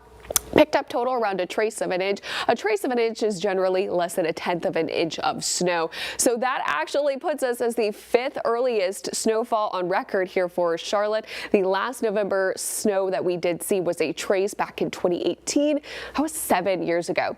This Veterans Day, of course, thank you to all who've served. It is going to be chilly if you do have any outdoor plans. A high temperature, middle to upper 40s, 8 p.m. falling to 40 degrees. And then in the frost-free zone tomorrow morning, but we get out of that zone going towards the end of the work week, especially into your Saturday and Sunday with morning temperatures in the 40s and 50s. So we've got a chilly high pressure system set up across the southeast. Eventually a warm front will lift through as we go into early Wednesday. This is what's going to drive in that southerly wind, which is why we'll be much warmer for Wednesday. But not only that, we'll be continuing that uphill trend, upper 60s for Friday. And then we'll be talking about a middle to even upper 70s going into your Saturday and Sunday. So going from well below average to once again well above it. This fall weekend, make it any plans. Note that there is going to be a slight rain chance going into your Sunday. It does appear that there will be some rain chances, especially up towards the higher country ahead of our next cold front. May see a couple of showers enter through the Charlotte Metro. But if we don't see any measurable rain on Sunday, our next best chance will likely come over next Tuesday. So with this Jerry Hunt Supercenter 7-day forecast, lots of sun expected in this 7-day stretch. We will be warming up out of the 40s today into the 60s by Wednesday, 70s going into this weekend. But this warm stretch going into this next week does not last long. Another cold front that is likely going to bring us a round of rain on Tuesday that will knock temperatures back cooler once again for next week. All right, it's freezing today, but it's only going to get warmer up from here. So in just a bit, we are expected to hear from Senator Lindsey Graham. He's at a Veterans Center in Greenville, South Carolina. You're taking a live look from where he is supposed to speak. As soon as he gets on stage, let's say stage, but as soon as he gets in front of the camera, starts speaking, we'll take it to you live here on Live Impact News on WCNC Plus. But in the meantime, we're going to take a quick break. We'll be back here in just 2 minutes here on Live Impact News on WCNC Plus.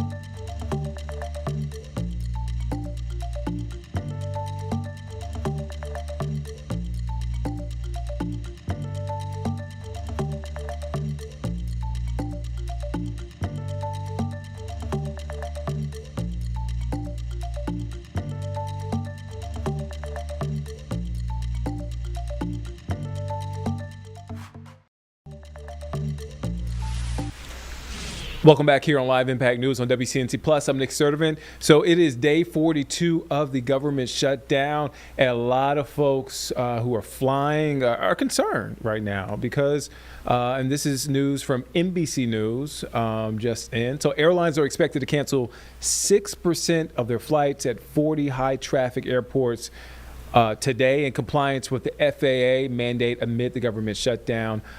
We got this report late last week about the reduction in flights. We started seeing it over the weekend. It was 4%. Now it's up to 6%. Here's a map here to show you where those reductions are happening. And we showed you earlier a live look at Charlotte Douglas Airport. That's another look at Charlotte Douglas Airport there. And earlier today, we heard from Transportation Secretary Sean Duffy providing updates on travel across the country, especially those airports, those 40 airports that are impacted. Let's take a listen into what he had to say earlier. He put it out. I couldn't agree with him more. We should reward them. Now, how many I'm going to have that actually showed up every single scheduled day, I'm not sure. We have to analyze that. But I also want to look and say, do we have a continual bad actors? Were some controllers from the very beginning, when they hadn't missed a paycheck, had they started to take time off because the shutdown was an excuse for them? We'll look at those people and we'll work with the union and see what an appropriate response from the FAA will be. Should they be docked, as the president said? So the way this bill, I believe, is going to work is they won't be docked, they'll be paid. There's private contractors here at CWA. There are. Is that something that you are advocating for? So our private contractors here at CWA, they've been paid. They do a great job here. Just had a chance to talk to two of them, the supervisor and one of the contract controllers. They do wonderful work. As you guys know, I've flown out of this airport for a very long time. I love the airport, and they do wonderful work. Listen, we're not in the business of trying to privatize. That's the conversation of contract towers versus certified controllers. That's a conversation for the Congress. I know Pete Hegseth has also mentioned that, maybe ask for the military controllers. He did. Is that something that you're looking to do? So the military controllers, I'm grateful for the Secretary of War making that offer to us. I think he said he has about 1,000 controllers that possibly could work with us. What that underscores is the fact that this administration, the cabinet along with President Trump, have truly been trying to minimize the impact of the shutdown on the American people. The issue with those military controllers, if they're not certified in the airspace to which they would control, it doesn't work. If I had a longer runway, I needed them, several months from now, it could possibly work. Unless I have a military controller who's a reservist who was certified in an airspace where I need them, that's a possibility, and we're looking at that right now. Even if we see the government reopen this week, could we see delays for Thanksgiving travel? So it depends on, are we going to have air traffic controllers come into work? And if we have the controllers showing up, I think we're going to be back to regular flight schedules. Again, I can't control the weather. You know that. I can't control if there's issues on aircraft that's mechanical, but with regard to controlling the airspace, we'll be up and running. I will say, I believe that in this package to reopen the government, our controllers could be paid within 48 hours of the government opening. So they could, not all of it, I think it's a 70% payment, but they'll get a big lump sum of what they're due, which is helpful. They don't have to wait another 2 weeks to be paid. Just maybe one more point on that. Today is Tuesday, Veterans Day. Thank you to all the veterans who served the country, helped drive our freedom. But also on this day is the day that the controllers don't get their second paycheck. And as I talked to controllers, it was interesting. They were telling me, a lot of us could maybe navigate one pay period. It's not pleasant, but they have a little pot of money for a rainy day fund. But a lot of the new controllers didn't. They said virtually all of them can't navigate missing 2 pay periods, which is a whole month of pay they've missed. So that's a problem, and that's why this reopening of the government is so critical to happen right now. Is there anything with delayed flights or canceled flights, especially with the government's changes to that? Is it going to be on the airlines for passengers to get that money back or get compensated? Where is that money going to come? So the airlines, we have rules for how airlines have to treat customers. We've taken away some of the more stringent requirements if the cancellation was due to the FAA's and DOT's request to cancel flights, but they have to refund. If you paid for a flight and it gets canceled, yes, you have to get refunded, and the airlines are responsible to provide those refunds. If they don't come, there's a complaint avenue with the FAA and DOT to make sure those refunds do take place. And by the way, the airlines have been pretty good about refunding flights and trying to communicate with their passengers on their airlines. And how have the airlines been through this whole process? Have they been, good to work with as an understanding as they navigate the requirements? Yeah, the airlines were very, they've been cooperative, right? We always don't see eye to eye. They're businesses, we're regulators, but for the most part, we've worked pretty closely together and have seen eye to eye with each other, which is a good thing. Yeah, so I would say they've been good partners of ours. I'll just tell you this: if we had talked about Thanksgiving and what was going to happen if we got to Thanksgiving, as I was looking at the data with the FAA, my concern was not Thanksgiving. My concern was this Thursday and this Friday. I think that this was the critical juncture where we were going to see, if you thought this weekend was bad with delays and cancellations, truly this Thursday and Friday, I think you would have seen mass double, triple the number of cancellations and delays in the airspace. So I'm grateful that the Senate and hopefully the House come to their senses and fund the government. Are you urging House Republicans to pass this bill? I am. I think it's a good deal, and I think House Republicans should pass it. By the way, I think House Democrats should pass it as well. As you know, the House Republicans voted to fund the government, and for 41 days, the Democrats in the House had voted to keep it shut down. Also in the Senate, again, it's a great debate, but you need 60 votes to pass any funding bill. The Democrats voted 14 times to keep the government shut down. Republicans were voting to open the government up. And by the way, there was no policy, there was no funding riders on the bill. It was what we call clean. The funding from October was the same as it was in September for the Republicans' bill. And Democrats wanted to put legislation on top of that clean CR, continuing resolution. And the problem with that is we have elections.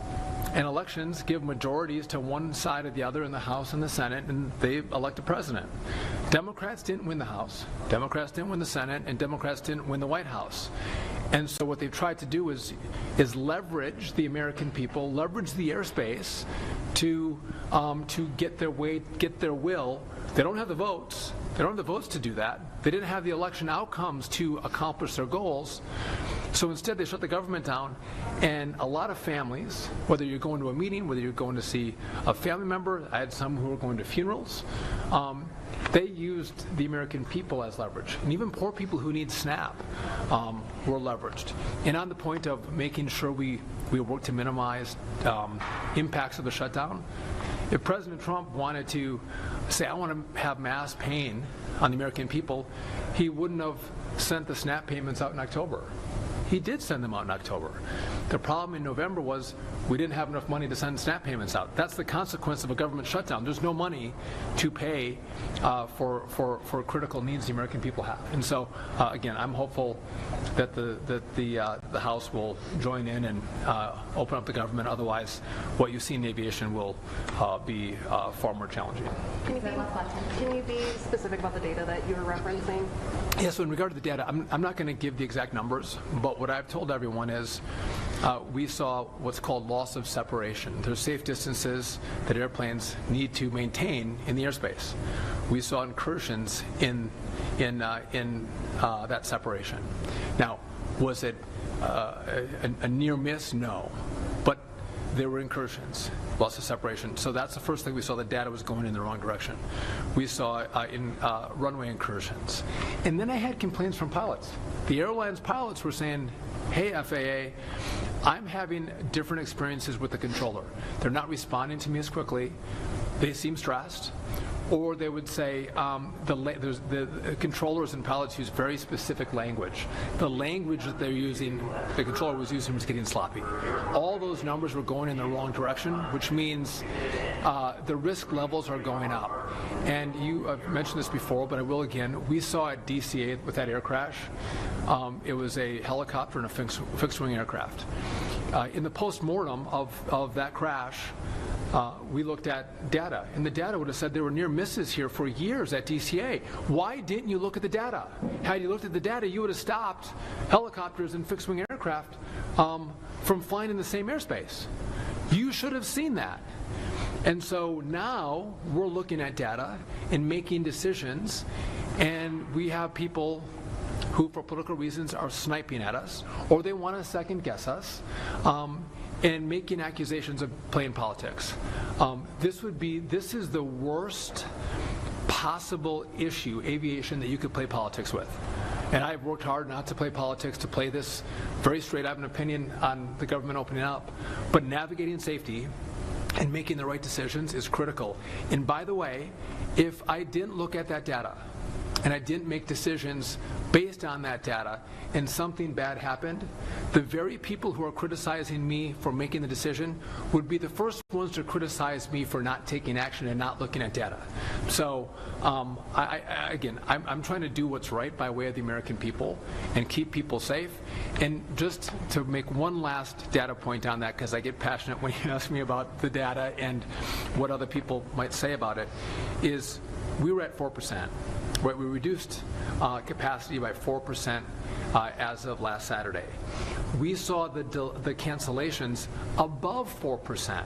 Right, so I didn't go higher than what the cancellations were. I was actually below the cancellations. The cancellations were even worse than what I had put into the system. And today we're at 6%. We're going to analyze it. But for anyone to say that we did too much, they're sorely mistaken. And so we're going to continue to manage through this crisis, hopefully get the government open, and hopefully get controllers back in towers and getting America back in the skies and flying safely. So with that, listen, thank you guys for coming out. I appreciate it. And by the way, don't we have a great airport? This airport is fantastic. People who come through here, it's so easy to get in and out of the airport. Not only that, you can get cheese curds inside, which is great. And then they say, everyone's so nice when you come through. I'm like, yes, that's Wisconsin. Wisconsin is very, very nice, maybe compared to other parts of the country. When people come through this airport, they have a wonderful experience, and which is why I want to come back to what I would consider my home airport, which is CWA. Talk to our controllers. And I think sometimes all the big airports get...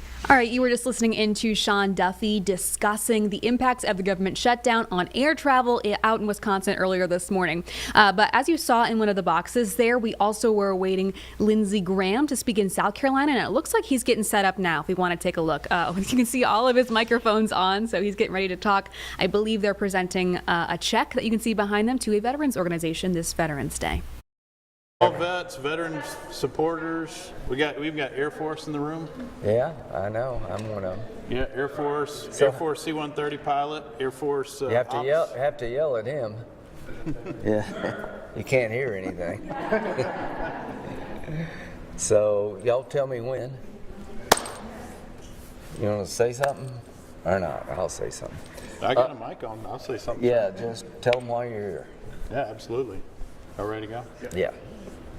We're really glad to have the Senator here. I'm Charlie Hall with Upstate Warrior Solution. We're at the Rupert Hughes Veterans Center. Sir, thank you so much for giving back to us during the shutdown. Hopefully we'll get reopened here soon, but the longer we're shut down, I think that's a good thing for us, so I'm just saying. Yeah. But in all seriousness, we're grateful for this gift. We've been unable to access some of our federal funding to support veteran suicide prevention over the last 6 weeks. Yeah. So this gift is helping save veterans' lives, so thank you for that, sir. Well, to everybody who's here, that works here and supports this place, God bless you. Happy Veterans Day. The only thing good out of the shutdown is about to happen. I'm going to write you a check. I think I'm part owner in this thing now. But when it first started, the shutdown, every time we've had one of these things, I want to, not get paid, because I don't think we should be getting paid when we shut down the government. We put everybody through such hell, going through the airport and people of their services interrupted. But last night, the Senate did its part. I'm hoping for my wallet's sake, tomorrow the House passes this bill so we can get the government open up and, you know, get the airports running and getting our veterans the services they need and deserve. But this is Veterans Day. So nothing in our lives that is positive could happen without those who are willing to serve our country in very dangerous circumstances. People would take our freedom away from us if they could, and the only thing between our freedom and people taking away are the men and women in uniform, our first responders, police officers out there. And I travel a lot in South Carolina and throughout the country. I've never seen a place quite like this. This is special. I hope y'all know you have something special in Greenville. My goal is to do more of these, not less. So those who had this idea and this vision, kind of a one-stop shop for veterans, well done, well done. And I am now going to do something that I promised to do, which is give my salary away to a worthy cause. I think it is now, what is it? $20,000, going to be a tough Christmas. $20,783.19. That's before taxes. And where's the pen at? Here we go. You can tell I'm in the military because I do it this way. Yeah.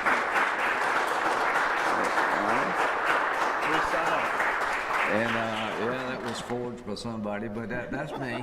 I'm gonna write you a real check, and the money goes to a good cause. If you got any extra money and you're looking to donate, these folks will take your money and they'll put it to good use. And God willing, the shutdown will be over tomorrow. Now, I don't know what other members of Congress are going to do.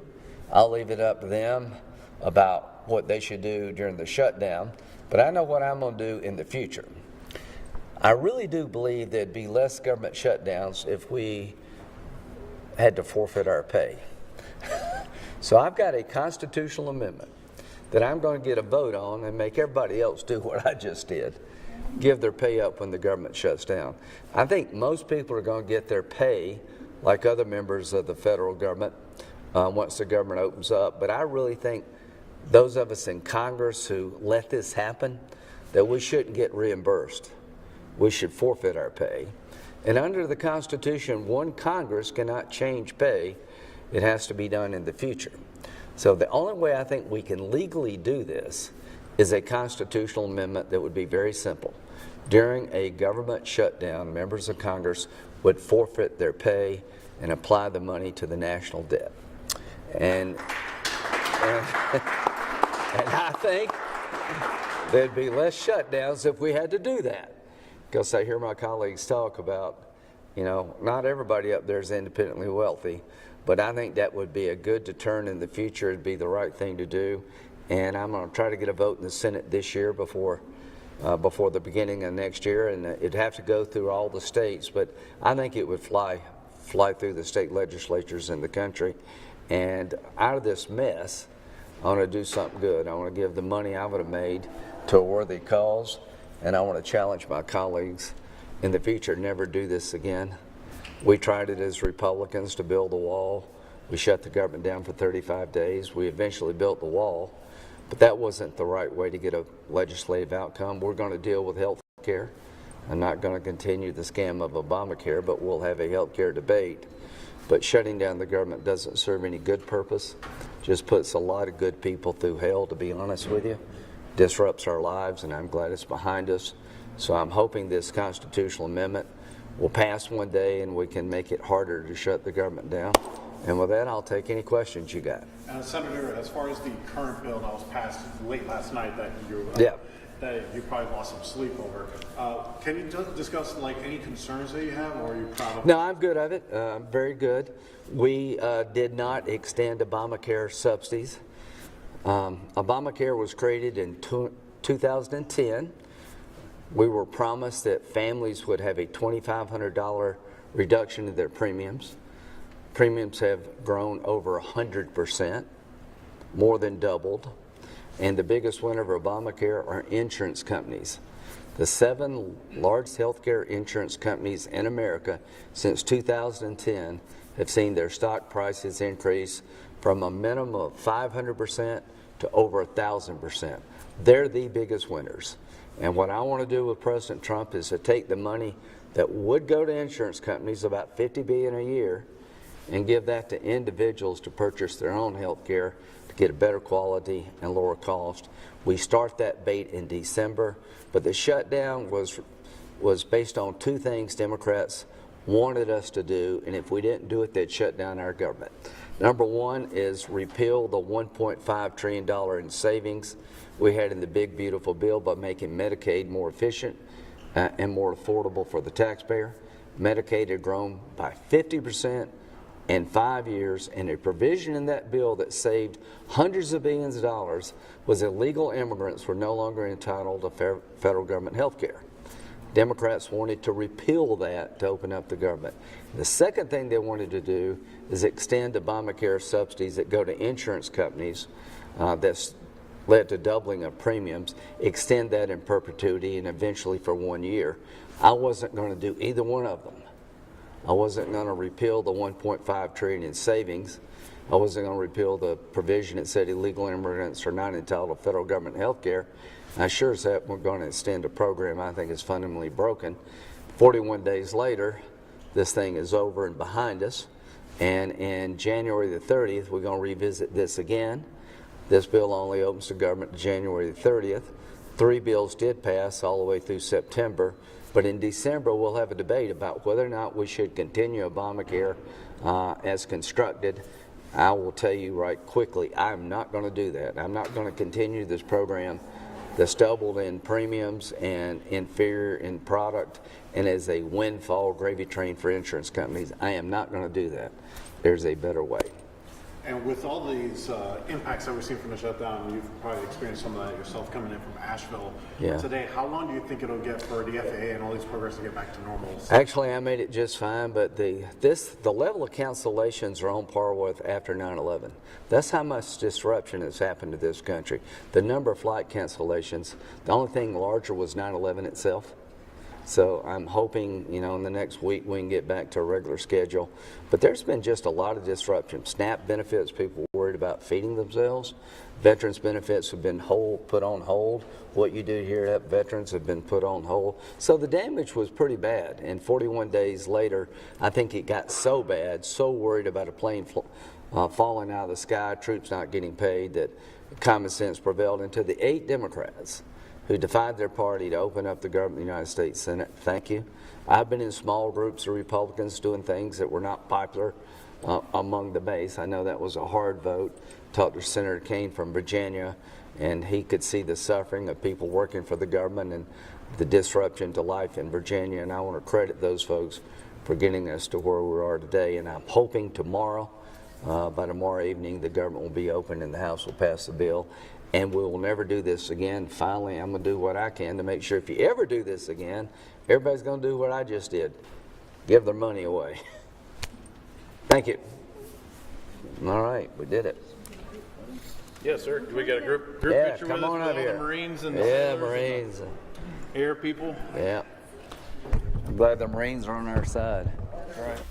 That was Senator Lindsey Graham in Greenville, South Carolina, announcing that he's giving away part of his salary to an organization that helps veterans this Veterans Day. You can see them taking pictures now. He said he's giving away his salary. James and I did the math. It's actually the salary chunk, we believe, since the government shutdown began. So that kind of is in line with his just general ideology around the shutdown of, government leaders should not be getting paid right now. We have a tweet that says this. He said, I believe, I'm not sure when he said this, James. You know when this was? This is from November 4th. From November 4th. So about a week ago, he says the U.S. Constitution requires members of Congress to be paid even during government shutdowns.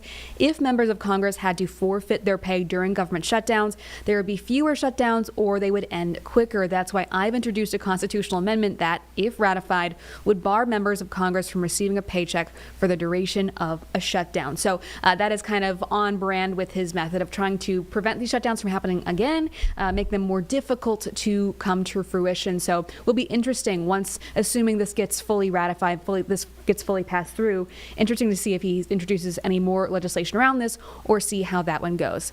We are going to take a quick break, though. Lots more local and national headlines to get to, including more impacts here in the Carolinas of the government shutdown. So stick with us. We'll be back in 2 minutes.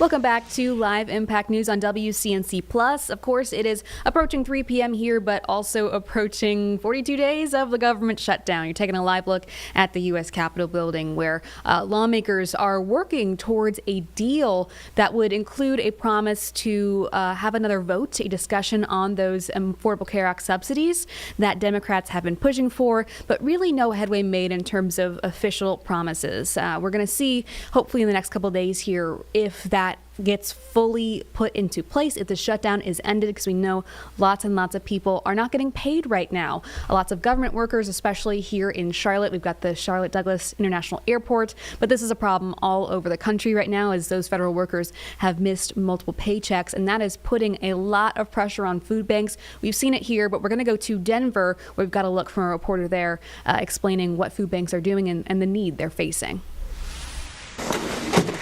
At neighborhood food banks, it's new faces and a new level of need. I think it's already been a burden, and I think right now this burden is really just too difficult for so many families. Greg Pratt with Buenvenidos Food Bank in Denver's Sunnyside neighborhood says they saw the most people ever last week, roughly 500 more than normal, 35% higher than at any other time. It's having to ramp up in such a short notice.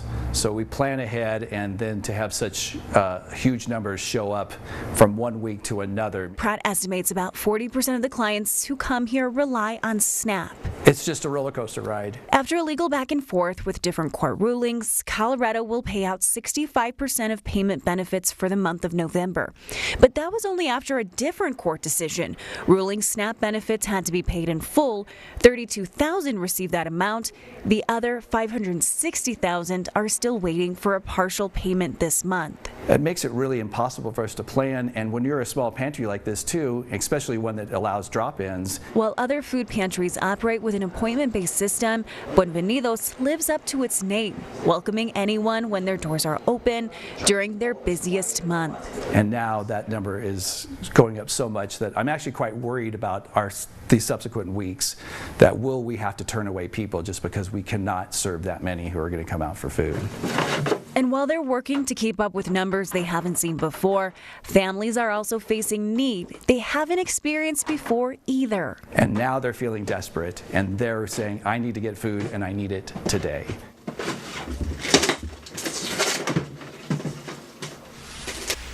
Yeah, definitely seeing that growing need all over the country, not just here in Charlotte, but it is, of course, impacting food banks here as well that are looking for all the donations they can get, not just food cans, but of course, financial donations and time. Multiple food banks have requested volunteers, and I think that's going to continue even after this government shutdown ends. I know we're seeing some headway in a deal that is working to be finalized right now at the Capitol, but that need is going to continue, and those impacts of just the need in food banks, but also in terms of travel, we expect to see that go on a little bit longer, so not quite out of the woods yet.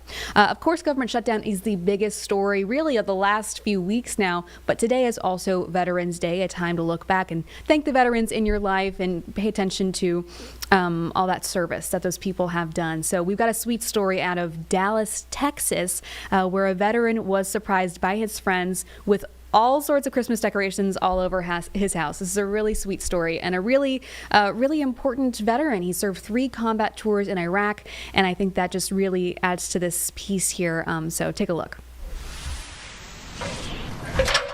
For hours, as the sun began to set, 4 men worked nonstop.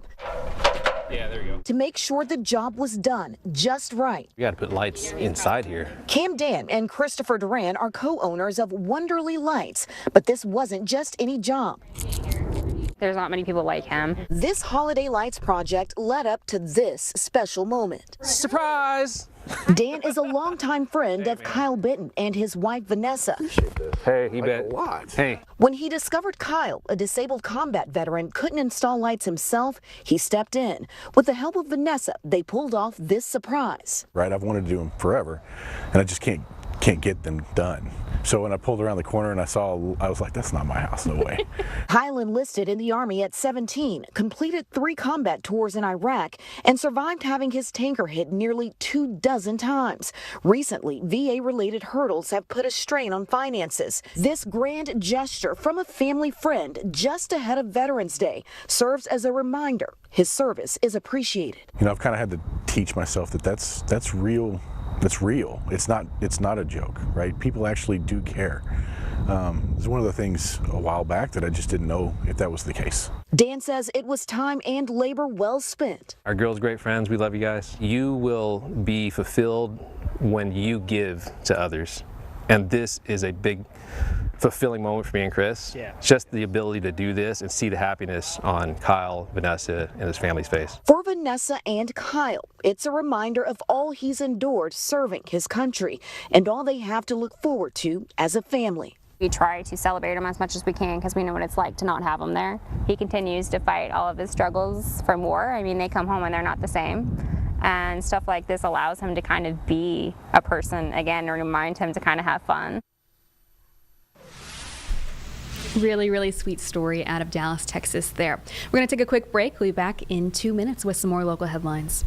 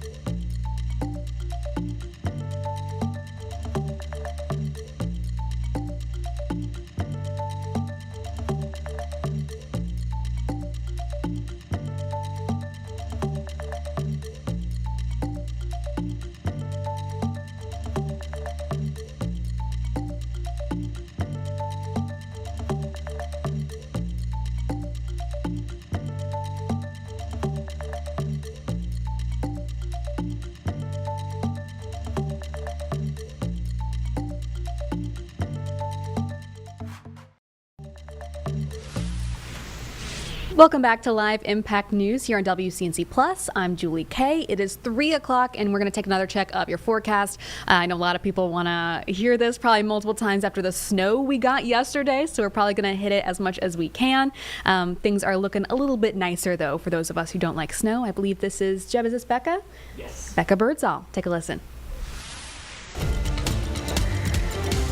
Good Tuesday afternoon. It has been a cold 24 hours. We'll continue this cold snap within the next 24 hours before we start to see a big warm up. Now, yesterday we had a high temperature of 50 degrees. We actually had that at midnight, just after late Sunday night. Temperatures during the afternoon and evening really stayed in the 40s. For this afternoon, we'll do a high right around 48 degrees. Of course, there is going to be a breeze out there, so you have to factor in the wind chill with the cold temperature. So if you are prepping for this afternoon, know that wind chills here in Charlotte will peak right around 43 degrees, but once that sun sets, getting chilly once again. 7 p.m. any afternoon evening plans will drop down to about 37 degrees. Highs today, middle to upper 40s across the Piedmont area and lower to middle 30s up towards the high country with lots of sunshine to go around.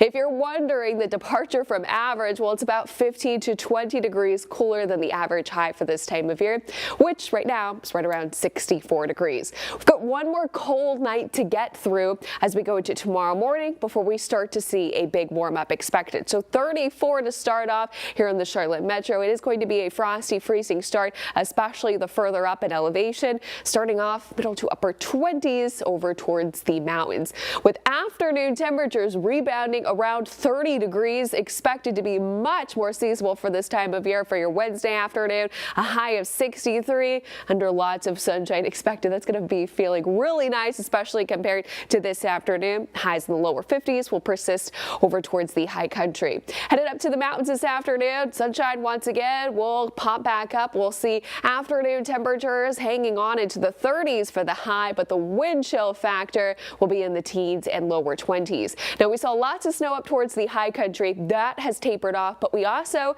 saw some snow here in the Charlotte area. A couple of flurries yesterday around 5-6 o'clock.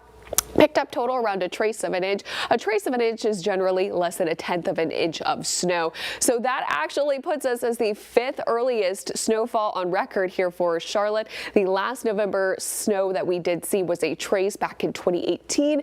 That was 7 years ago. This Veterans Day, of course, thank you to all who've served. It is going to be chilly if you do have any outdoor plans. A high temperature, middle to upper 40s, 8 p.m. falling to 40 degrees. And then in the frost-free zone tomorrow morning, but we get out of that zone going towards the end of the work week, especially into your Saturday and Sunday with morning temperatures in the 40s and 50s. So we've got a chilly high pressure system set up across the southeast. Eventually a warm front will lift through as we go into early Wednesday. This is what's going to drive in that southerly wind, which is why we'll be much warmer for Wednesday. But not only that, we'll be continuing that uphill trend, upper 60s for Friday. And then we'll be talking about a middle to even upper 70s going into your Saturday and Sunday. So going from well below average to once again well above it. This fall weekend, make it any plans. Note that there is going to be a slight rain chance going into your Sunday. It does appear that there will be some rain chances, especially up towards the higher country ahead of our next cold front. May see a couple of showers enter through the Charlotte Metro, but if we don't see any measurable rain on Sunday, our next best chance will likely come over next Tuesday. So with this Jerry Hunt Supercenter 7-day forecast, lots of sun expected in this 7-day stretch. We will be warming up out of the 40s today into the 60s by Wednesday, 70s going into this weekend. But this warm stretch going into this next week does not last long. Another cold front that is likely going to bring us a round of rain on Tuesday that will knock temperatures back cooler once again for next week. All right, that was Becca Birdsall with your forecast. Definitely things looking a lot better for those of you who live here because you don't like the snow. Yesterday was definitely an interesting change of pace, but things are expected to warm up just a little bit. Still feeling like fall, though, quite crisp out there. We want to take a shift now to some law enforcement news. I want to start with something that we're getting out of CNN. The top Border Patrol agent has announced that Charlotte is likely the next stop for Border Patrol. They're expected to leave Chicago, head to Charlotte, and continue operations here, then continue on to New Orleans. Now, ICE and Immigration and Customs enforcement officials are expected to continue their operations in Chicago, where they're all based pretty much right now. But yeah, Charlotte is the next stop officially. Now, we're waiting for more information on when that will be. We don't know. This is all breaking pretty much just in the last couple hours now. But that is something that city leaders, county leaders have addressed as a possibility, not necessarily as an encouragement, other than the FOP, which did ask for more federal troops to come to the Charlotte area to help with crime here. Speaking of police, we've got Johnny Jennings, current CMPD chief, who is going to be giving up his role very soon here for the new police chief who was announced last week. He was at the Sarah Stevenson Forum this morning, so we're going to listen into what he had to say. Thank you. First of all, it's an honor to be here, and I appreciate you having me on this Veterans Day. Are there any veterans in the audience out here? Any veterans? Well, thank you all. Thank you for your service. I have to acknowledge my two young men, students over here. Guys, I didn't have suits like that when I was in school, so I appreciate you being here. So what a good day it is. It's freezing outside compared to just recently coming off a 70-something degree temperature, but you know, God is good, and we're blessed to be in this great city. And I want to just kind of start out a little bit on how I got to where I am, and just take a few moments, but also leave plenty of time to do some question and answers. So some of you may have heard the story. I grew up in a very small town called Jefferson City, Tennessee. I think the population back then was about 30,000 people. And big time football city. If you've ever heard of Carson Newman College, Carson Newman was walking distance from my house. So my focus back then as a young athlete was to really engage myself into sports, and I knew that sports would be a ticket for me to move on and get out of the small city, because I always had a desire to move somewhere else because I knew there was so much more out there. And I eventually went to school and played football and graduated from high school and ended up going to Appalachian State University. Any Mountaineers in the house? Not a single Mountaineer. All right, well, we're cutting this short. So I went to Appalachian State, where I played football up there. Had an outstanding career and time playing football, but I always knew that I had to work just a little bit harder than everybody else. You know, we had guys that on our football team, they could roll out of bed and go run a 4.4 40-yard dash. And just were super athletes, and I didn't have that gift. So I was one that always told myself that I'm going to work harder than anybody else. And that's where I kind of got that mentality, not of one, being competitive, but also understanding that you're going to get out of it what you put into it. As hard as you work, the more benefit you're going to get out of what you put that effort into.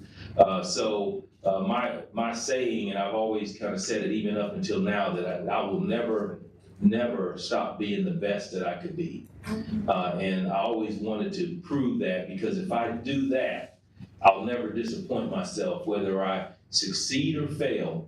If I put the biggest effort that I possibly can and have no regrets, then I'll be okay. And then I'll move on to the next thing. So as I finished up my football career in college at App State, eventually getting my master's degree at Pfeiffer, but I joined the police department because a friend of mine talked me into applying, not because I wanted to be a police officer. You hear a lot of stories about, I always had a dream of being a police officer or a public servant. That wasn't me. My dream was really, I wanted to be actually a postal inspector.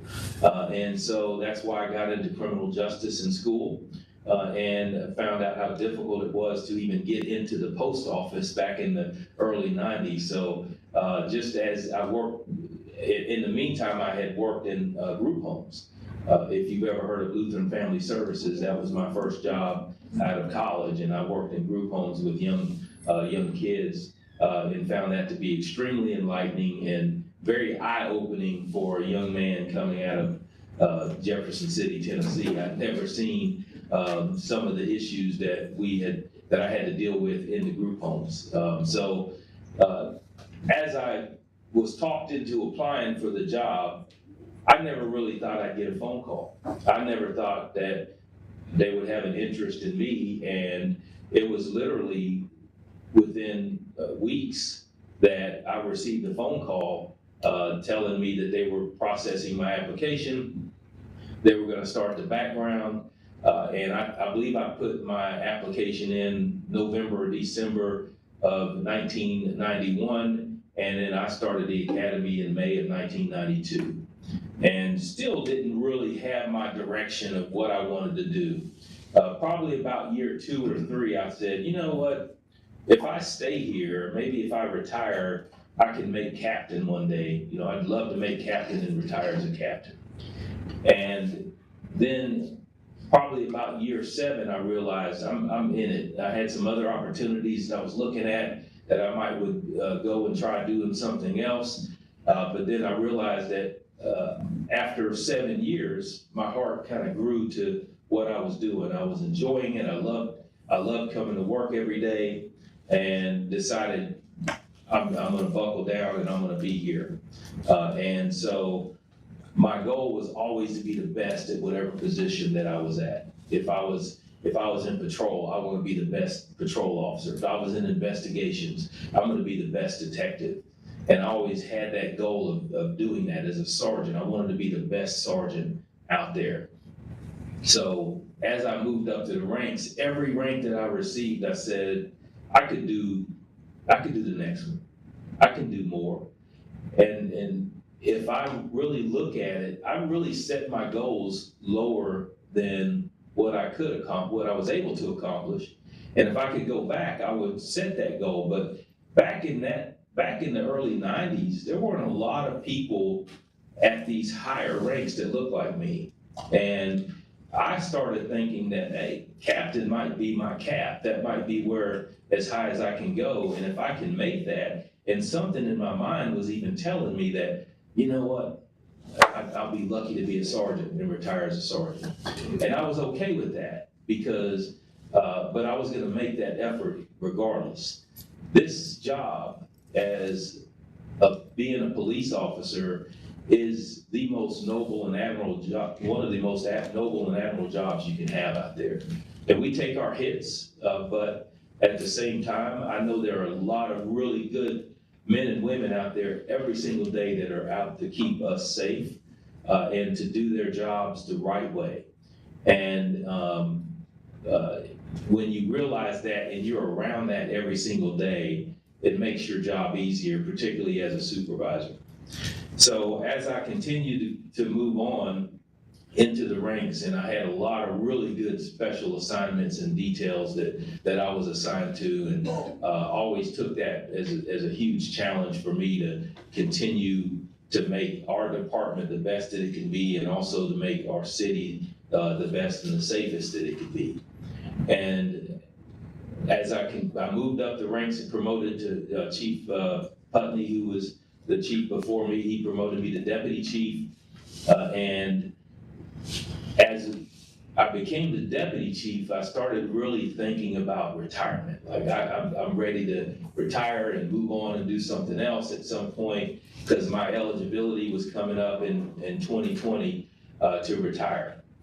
Then as I was ready to retire, I was summoned down to Greenville, South Carolina, where I was able to meet with the city manager and talked into getting into the process because they had a vacancy, a police vacancy there. And I was also going to put in for the chief of police vacancy here in Charlotte because Kerr Putney had announced his retirement. And Greenville, South Carolina did eventually offer me the chief of police job.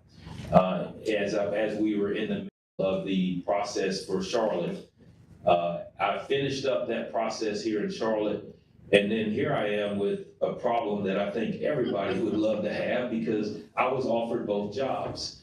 And a lot of prayer. I spent a couple of weeks deciding, what do I want to do, because I could literally retire, collect my pension, and then get another salary as a chief of police in Greenville. And if those of you who don't know how that works, that's pretty lucrative to be able to retire. Then you have two jobs in one person. So we call it double dipping in the police world. So that was an opportunity that I really had to struggle with, but I determined that I couldn't, instead of following the money, I need to follow my heart and follow the heart of my family. And my family, just like I do, really loves Charlotte. And we decided as a family that I would pass up on another career opportunity, another chapter, because to me, there is no bigger honor than finishing up as the top cop in the agency that you started with. And I am so humbled and proud to have had that role. And so I eventually called the city manager and I told him that I was going to accept the job in Charlotte, and then I had to call the city manager in Greenville and politely decline the offer for Greenville. And it wasn't but a few weeks later, after I accepted is everybody remembers after George Floyd and the riots and everything started coming, just moving over to Charlotte. And my first thought was, what have I done? what have I gotten into here?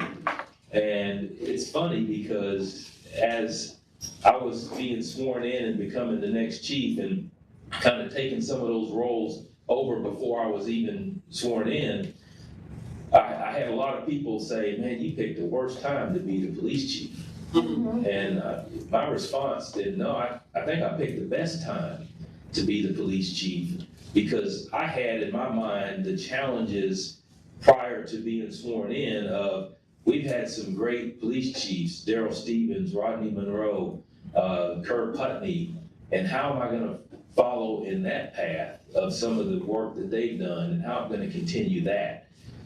Well, when all of that started happening with the civil unrest across the country, I realized that, hey, this is a new challenge.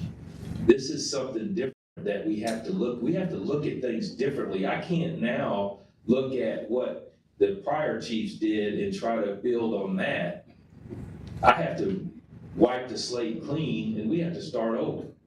And we have to start figuring out how do we, everything that they have done to build relationships with our community seemed like it was erased and wiped away. And so now it's almost a building that's been torn down, and you have to start from scratch and start that foundation and build it up and build it up and build it up. And that was exciting to me.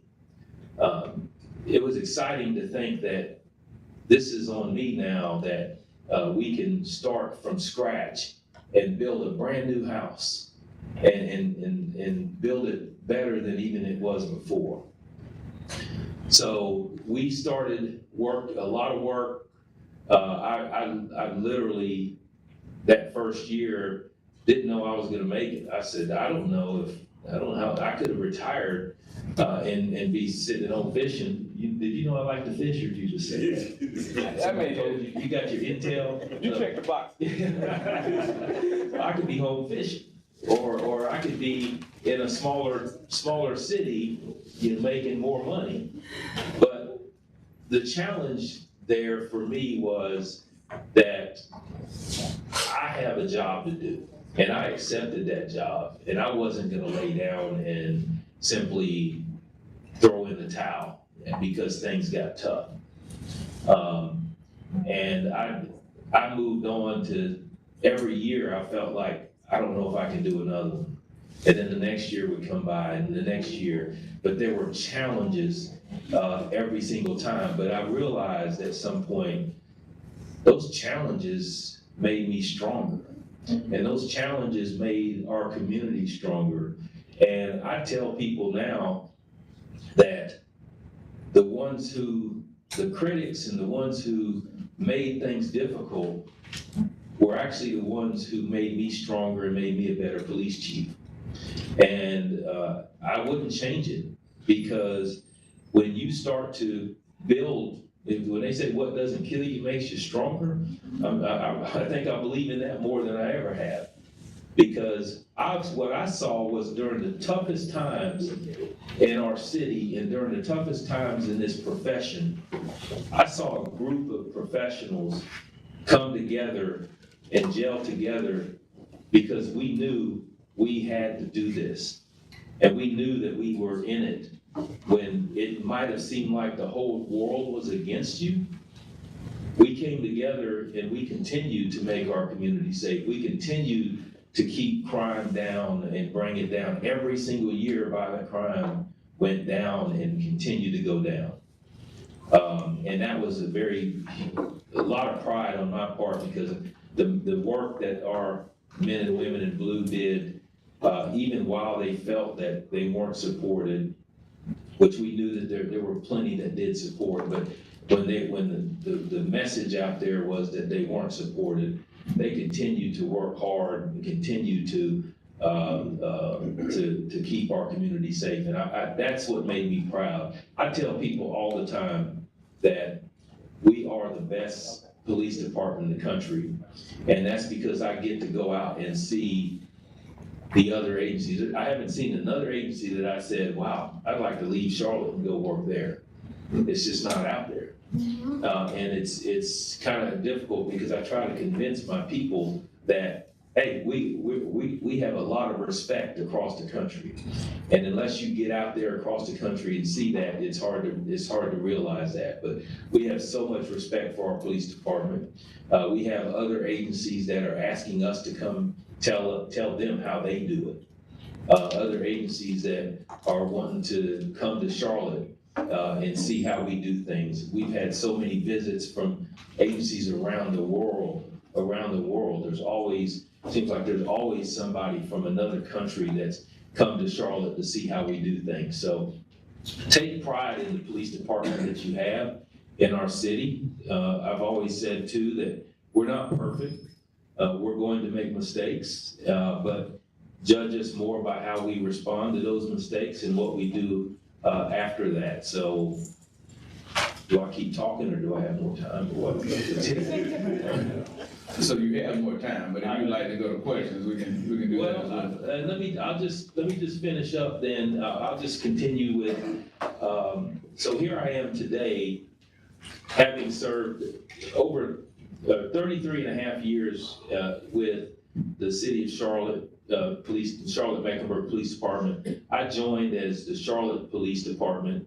I'm the last Charlotte Police Department officer still on the force. And then you had what was called, we joined in with the Mecklenburg County Police Department. I see Ricky Robbins sitting over there. He was with Mecklenburg County. He wanted so bad to come to Charlotte, so he said, let's just merge. So we ended up merging back in the mid-90s, so now we're Charlotte-Mecklenburg Police Department, but there's only a few of us left. I'm with the city. Ricky's still with us as a hire back. He retired a long time ago. Now he's double dipping, but he's for a little while longer, right? So he's, but anyway, it's just, there's that sense of pride that we have within our police department. So as I get ready to start that next chapter, I feel I'm at so much peace right now that it's even hard to explain. And I told my wife's probably getting sick of me because I wake up in the morning, I'm singing and I'm all happy. And she's still going to work too, and it's like, but I said, if this is how life is supposed to feel, then I'm ready. If this is how you're supposed to feel without the stress, because once you hit a certain level in this agency, I think Richard can tell you, there's so much on your shoulders, so much stress, you never put it down. You never. I could be in another country and I still can't put it down. You devote yourself and your entire life to this job, and you sacrifice so much. You sacrifice things with family. But that's what you got into it for. And your family builds that strong foundation for you that they allow you to do that. I can't, my kids and my wife have been fantastic. When the many times that I've missed sporting events, the times that I've had to get up from the dinner table because I had to leave and come into work because something had just happened. The phone calls in the middle of the night over and over again, those are still happening, by the way. So I got a few more weeks of those happening, but it's just one of those things that you devote yourself to, and you know what you signed up for. So there's no sense in complaining about it, but you have to move forward and continue to balance that somehow. But when I talk about the peace, that I think sometimes people have told me before that there's so much weight on your shoulders that you don't even realize it. You're just going and going and going. And to be honest with you, there are times you don't even have time to think about what you're going through. You pause and you step back and you realize that, wow, I have to slow down. I have to take some time to myself, and I have to have a life outside of being a police officer. I tell my people all the time, if all you have is being a police officer, all your friends are police officers, when you hang out with police officers, you need to expand that a little bit. You need to do something outside of that, because we see and do things that normal human beings aren't supposed to see and do and be involved in. But when you can't get away from that, if all you're talking about and dealing with is police work and what you did that day, sometimes you got to drop it and set it down. I saw a few weeks ago when we had an officer-involved shooting, and this gentleman had just shot and killed 2 people, and our officers found him. He kidnapped a lady and had her in the vehicle, you know, just to watch, we had much of it on video, to watch our officers in action just reinforced why I do this job. And it reinforced why I've been the chief for 5.5 years. Because the first thing I thought of, and Ricky was with me when we were watching the video, and you see a guy shooting at our officers, hitting our cars, officers jumping back in the car to avoid getting shot. The guy runs, and our officers chase him. And I said, who chases somebody who's shooting at you? And I said, police officers do. Police officers. And to be able to keep the people safe that are around and involved in that was just heroic to me. And you know, even though I had already announced I'm retiring, I looked at it and I said, that's why I do this. That's why I get up every day. Because we put so much on the line, and I couldn't be more proud of our agency. And that's just one story of many in my 33.5 years. So it's just been such a great career, but I'm ready. I don't have any regrets. I don't ever look back and say, you're not going to hear me say, I can't wait to get out of here, or I can't wait to be done, or anything like that. What you'll hear me say is, I gave it everything I had. And I know that it's time, and I know that I'm at peace with the decision to move on and start the next chapter, and I'm excited about it. So we have Stella Patterson coming back to Charlotte. Stella was my deputy chief, and I remember she and I were talking about her wanting to put in for the Raleigh Police Department, the Raleigh Chief's job, and I encouraged her to do so. And she eventually decided she was going to put in and ended up getting the job. I don't think it was even close, but after she retired from Raleigh, and then I announced. You've been listening into CMPD Chief Johnny Jennings speaking earlier today at the Sarah Stevenson Forum. For those of you who don't know, that forum is really historic in the way that it operates. It's been around for a long time, and it was really where we got some of the biggest headlines from this past election season. So giving him a chance to speak to constituents and just get questions from people as he heads out in the next 2 months and will be replaced by the next chief, the first female to hold that office. So he has already endorsed her, but getting a little bit of extra context on his last couple months in the job and what he sees for the department going forward is really, really helpful. We're going to come back to that, though, in just a couple minutes, taking a quick break. It is 3:30. We'll see you in 2.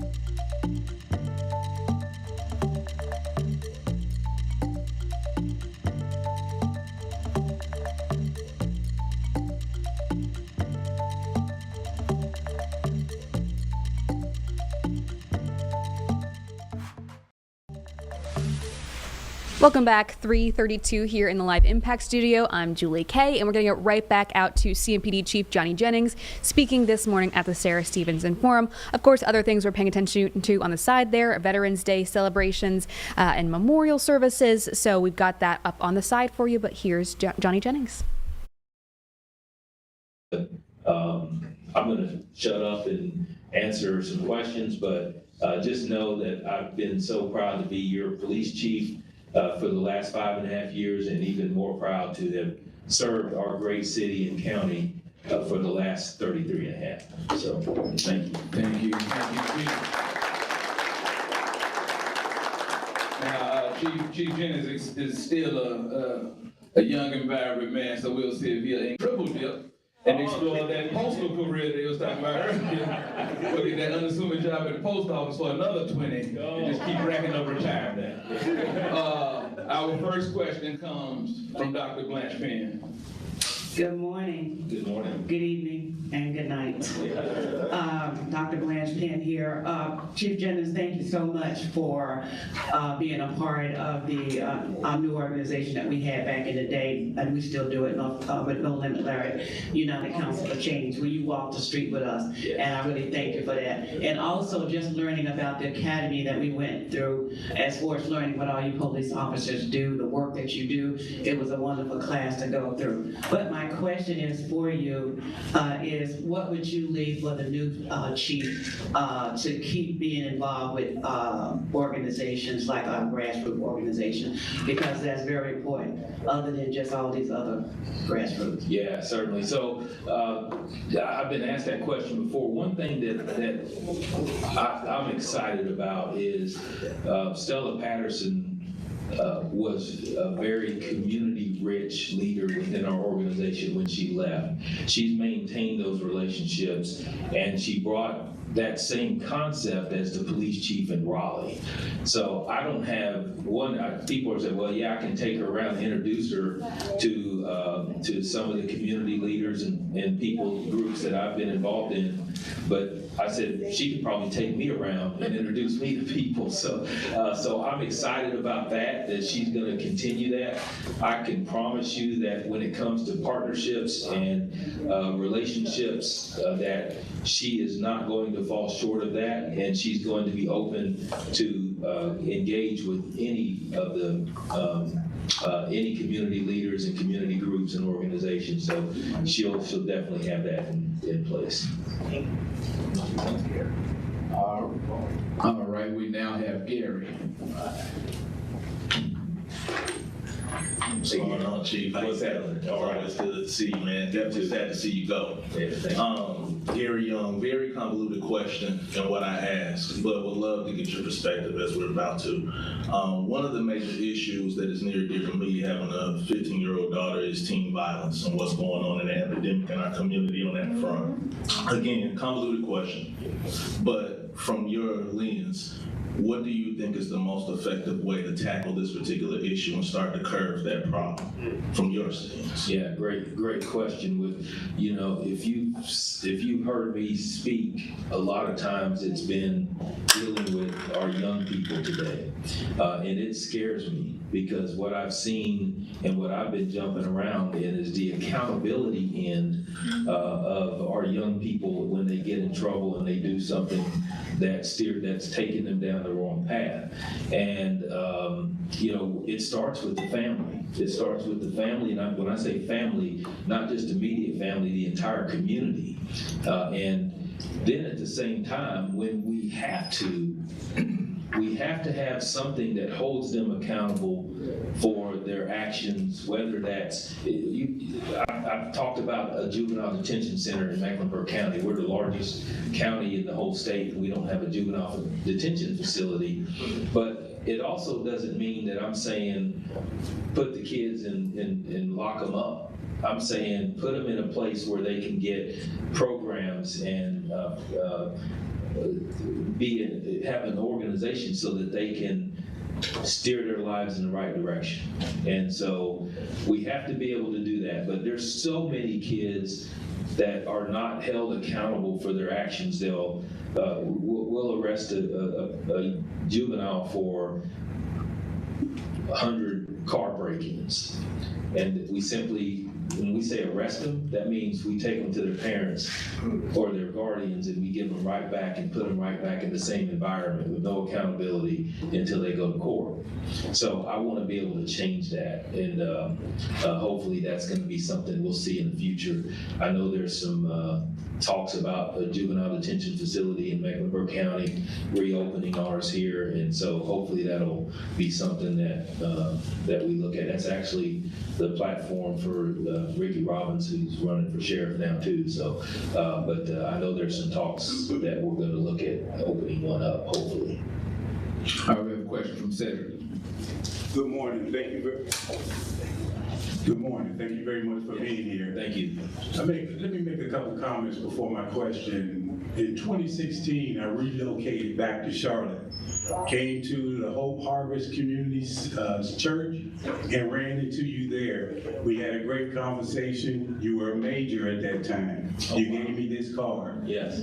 I've also followed you since then. I worked for the Hornets when they honored you.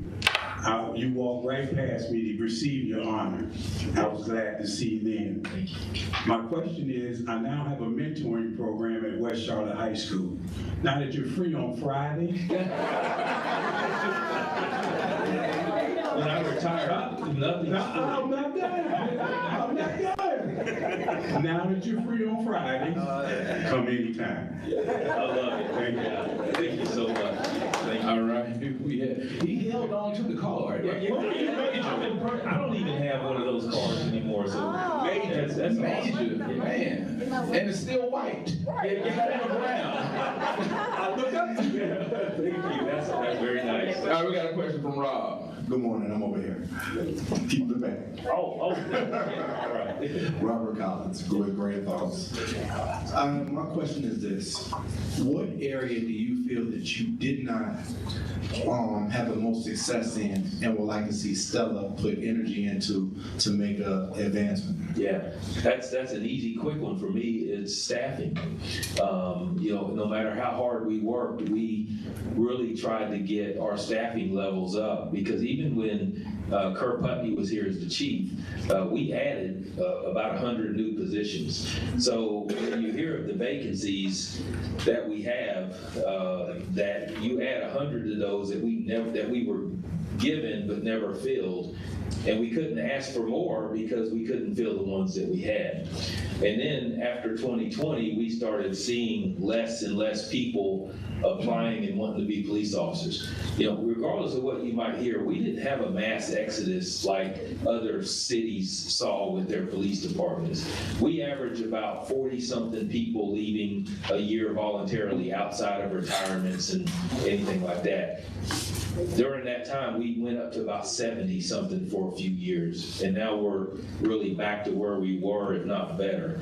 So, but the problem was in the early 90s, we hired a whole lot of police officers with the COPS grant, and I think we had about 125 new officers, and I was actually one of those.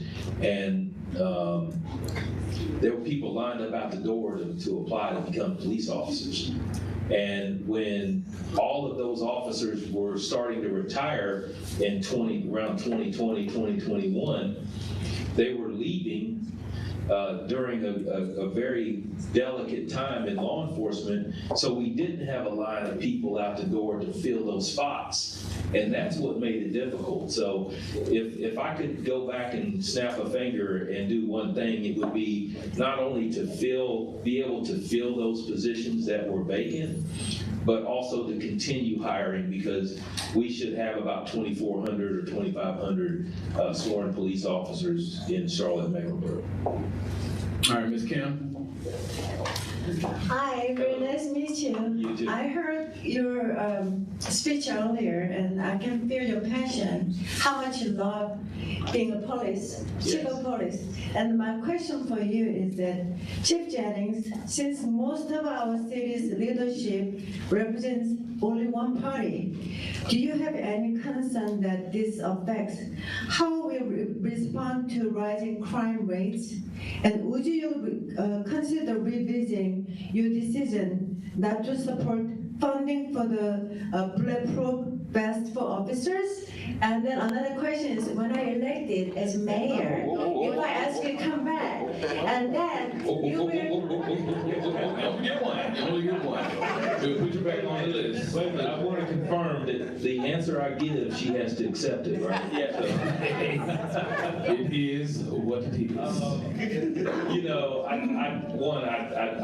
I stay away from the political end of it. You know, we, as police and law enforcement, we have to remain bipartisan, neutral, because our job does not deal with the political pieces that are put in place, but we will work with anyone that's in political office to make our department better and to make our city safer. So, you know, I've always had a great relationship. Now I can say this now because I'm leaving, but since 2020, there's been nothing that I have asked our city council for that they've said no. Right, so, and I didn't want to tell them that because they would say, well, we got to say no to something. So, but we would, everything that I brought over there, they trusted me that if I say we need it, then they gave it to us, and I'm very proud of that now that I look back, because it allowed us to continue moving forward during the most challenging times in law enforcement. So, Ms. Jackie. Jackie Walton. First of all, we did not have the gentleman over there by the piano to introduce himself. So if we could circle back around later on for that. Oh, we thought he got out clean. Well, you know, we know who comes. Chief, I wanted to ask you, you indicated that you're at peace. Yes. And that's evident.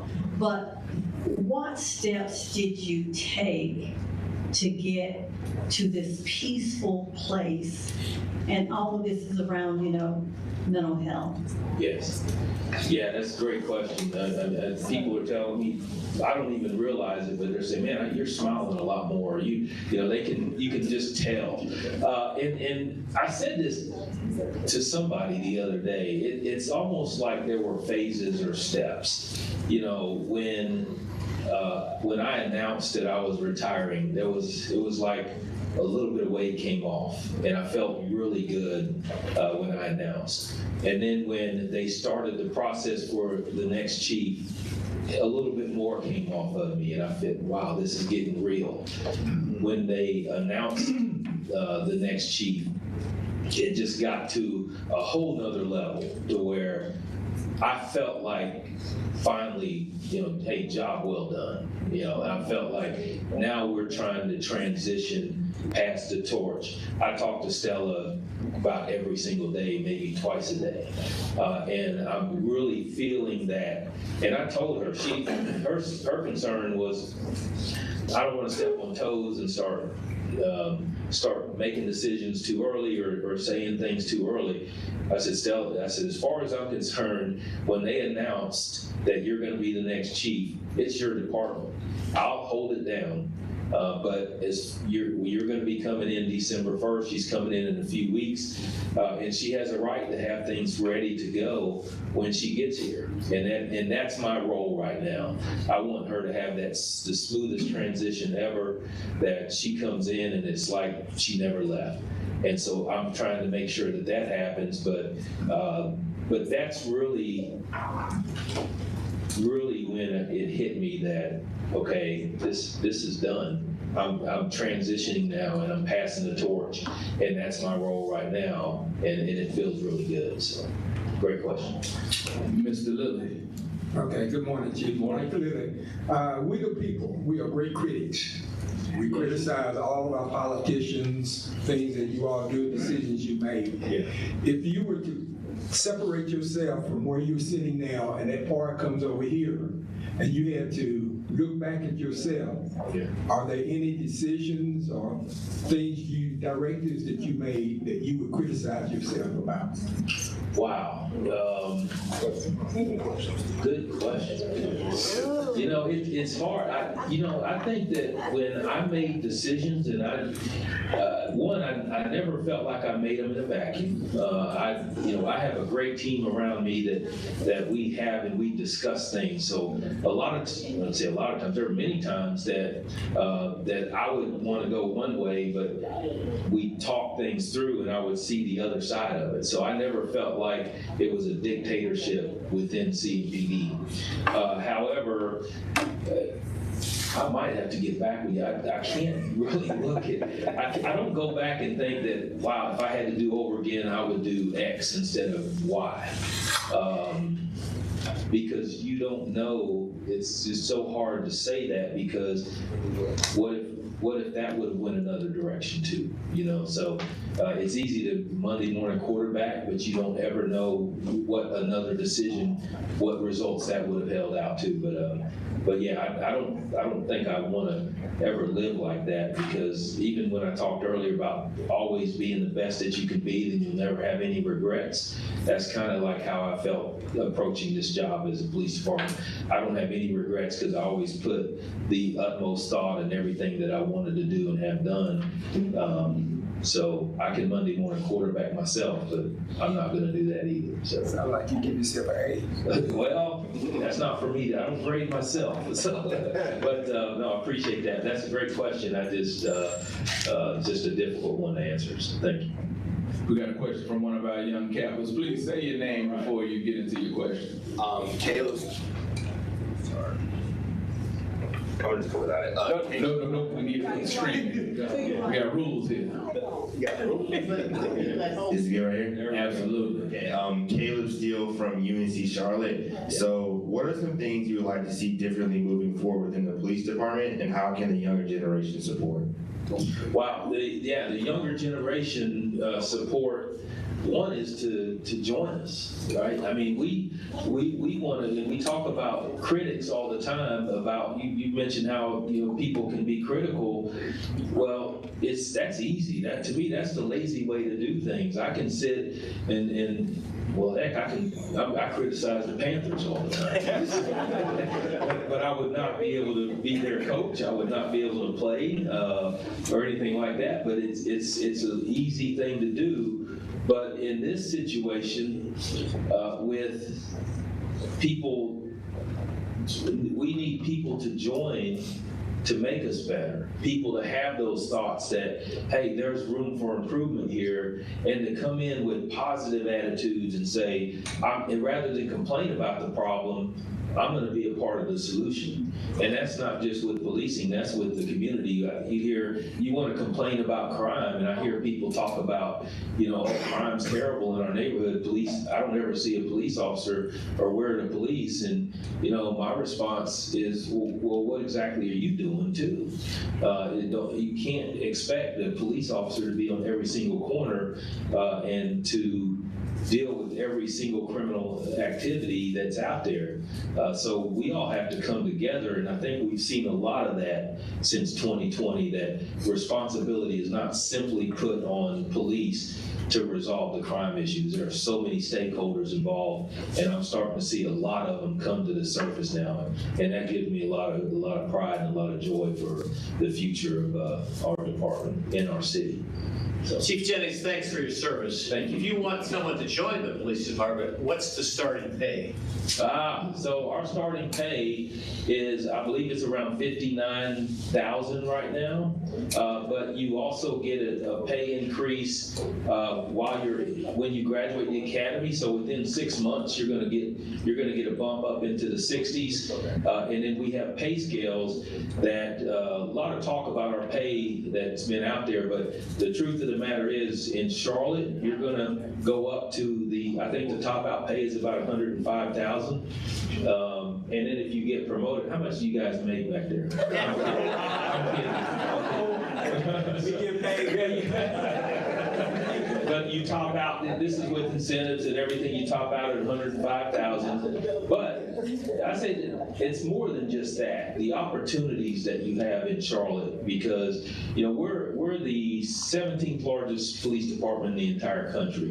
I believe we're the 14th largest city in the country. Or if not already, we will be. But the opportunities here to whether you want career development to be a detective, if you want to get promoted, if you want to do specialized assignments, and also the entertainment and off-duty work that we have in Charlotte, you can't match that with any other department in the city. And so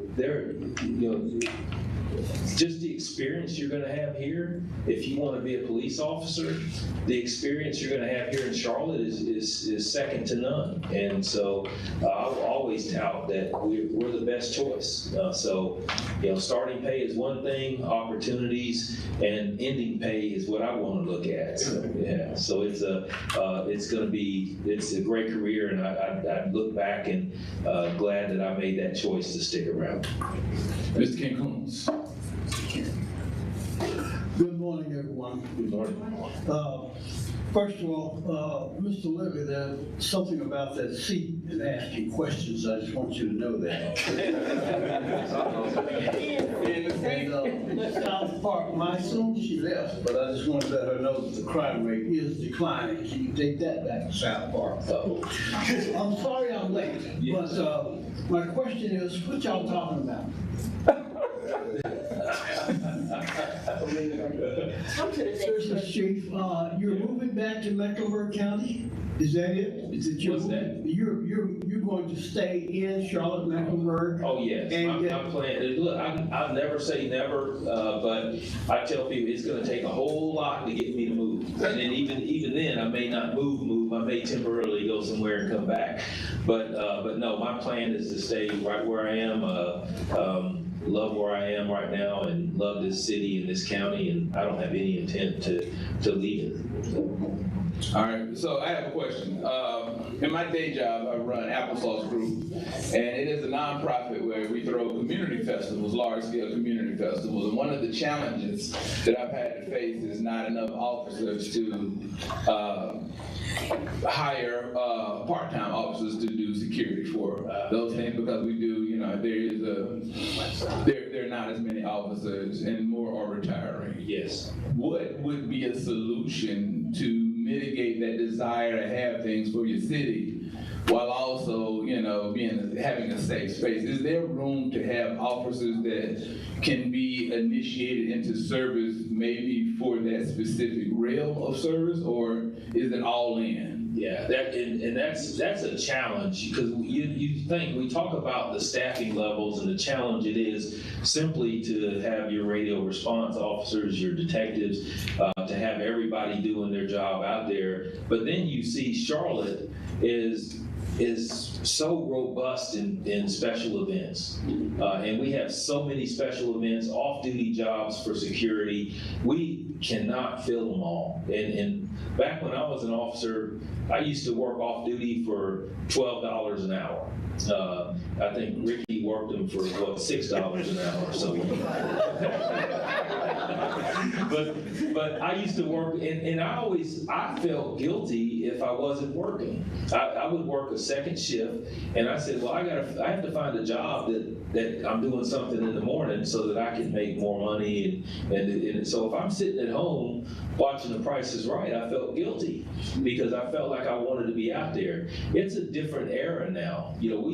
I see jobs going out $100 an hour, and they're asking officers, we're trying to ask officers to work them. Officers are more inclined now, our younger generation, they want their time, which is a good thing for mental health purposes, but they want to do things with their families and to be at home a lot. And you heard me talk about the weight that was on my shoulders for working all the time. But the best answer to that is there's kind of a sweet spot financially that will get an officer to come out from their home and say, yeah, I'll work this job. And so we have a minimum off-duty pay of, I think it's $46 an hour. But it's hard to even say that, knowing that I used to work for $12 an hour, that you say, well, 46 isn't enough to get me out of the house. So that's really. All right, we are coming on here with some developing news. We brought it earlier to you. Border Patrol is expected to come to Charlotte. This is after they're expected to leave Chicago. We still don't have the timing on this, though. We brought you this early, and we just got some news. This is coming from NBC now, so I'm going to read this statement that we got. Border Patrol agents are expected to begin an immigration enforcement operation in Charlotte next, a senior DHS official told NBC News that. As I mentioned, the exact timing of the operation is still unknown, but it will follow Border Patrol's exit from Chicago. I believe after that, they're expected to go to New Orleans. So multiple things happening here, but know that Charlotte is the next on the list. This had kind of been thrown out a few times as we discussed, especially after the murder of Irina Zarutska. We had discussed crime enforcement in general in Charlotte and what that looks like, what local officials are doing, and whether or not we need federal help when it comes to crime across the board. But specifically having Border Patrol come in is an interesting shift to that narrative. Not just federal troops, but Border Patrol specifically. So this will be the first city that Border Patrol will be having an operation or spearheading an operation on their own without ICE. ICE, I believe, is staying in Chicago to continue their immigration enforcement there, but I think they are not coordinating with ICE. This will be specifically Border Patrol ramping up arrests here. Jeb, did you have something that you wanted to add? All right. So in response to NBC News queries about them leaving Chicago, the DHS press secretary said, "We are not leaving Chicago since the start of Operation Midway Blitz in Chicago. Homicides are down 16%, shootings down 35%, robberies down 41%, and carjackings down 48% as well." So that is the news from the DHS press secretary. Of course, will be interesting to see if that is reflected in the numbers here in Charlotte. But again, we still do not know when this might happen. So some information that we're waiting to see. Hopefully in the next couple of days, we'll get some information to coordinate an effort like this.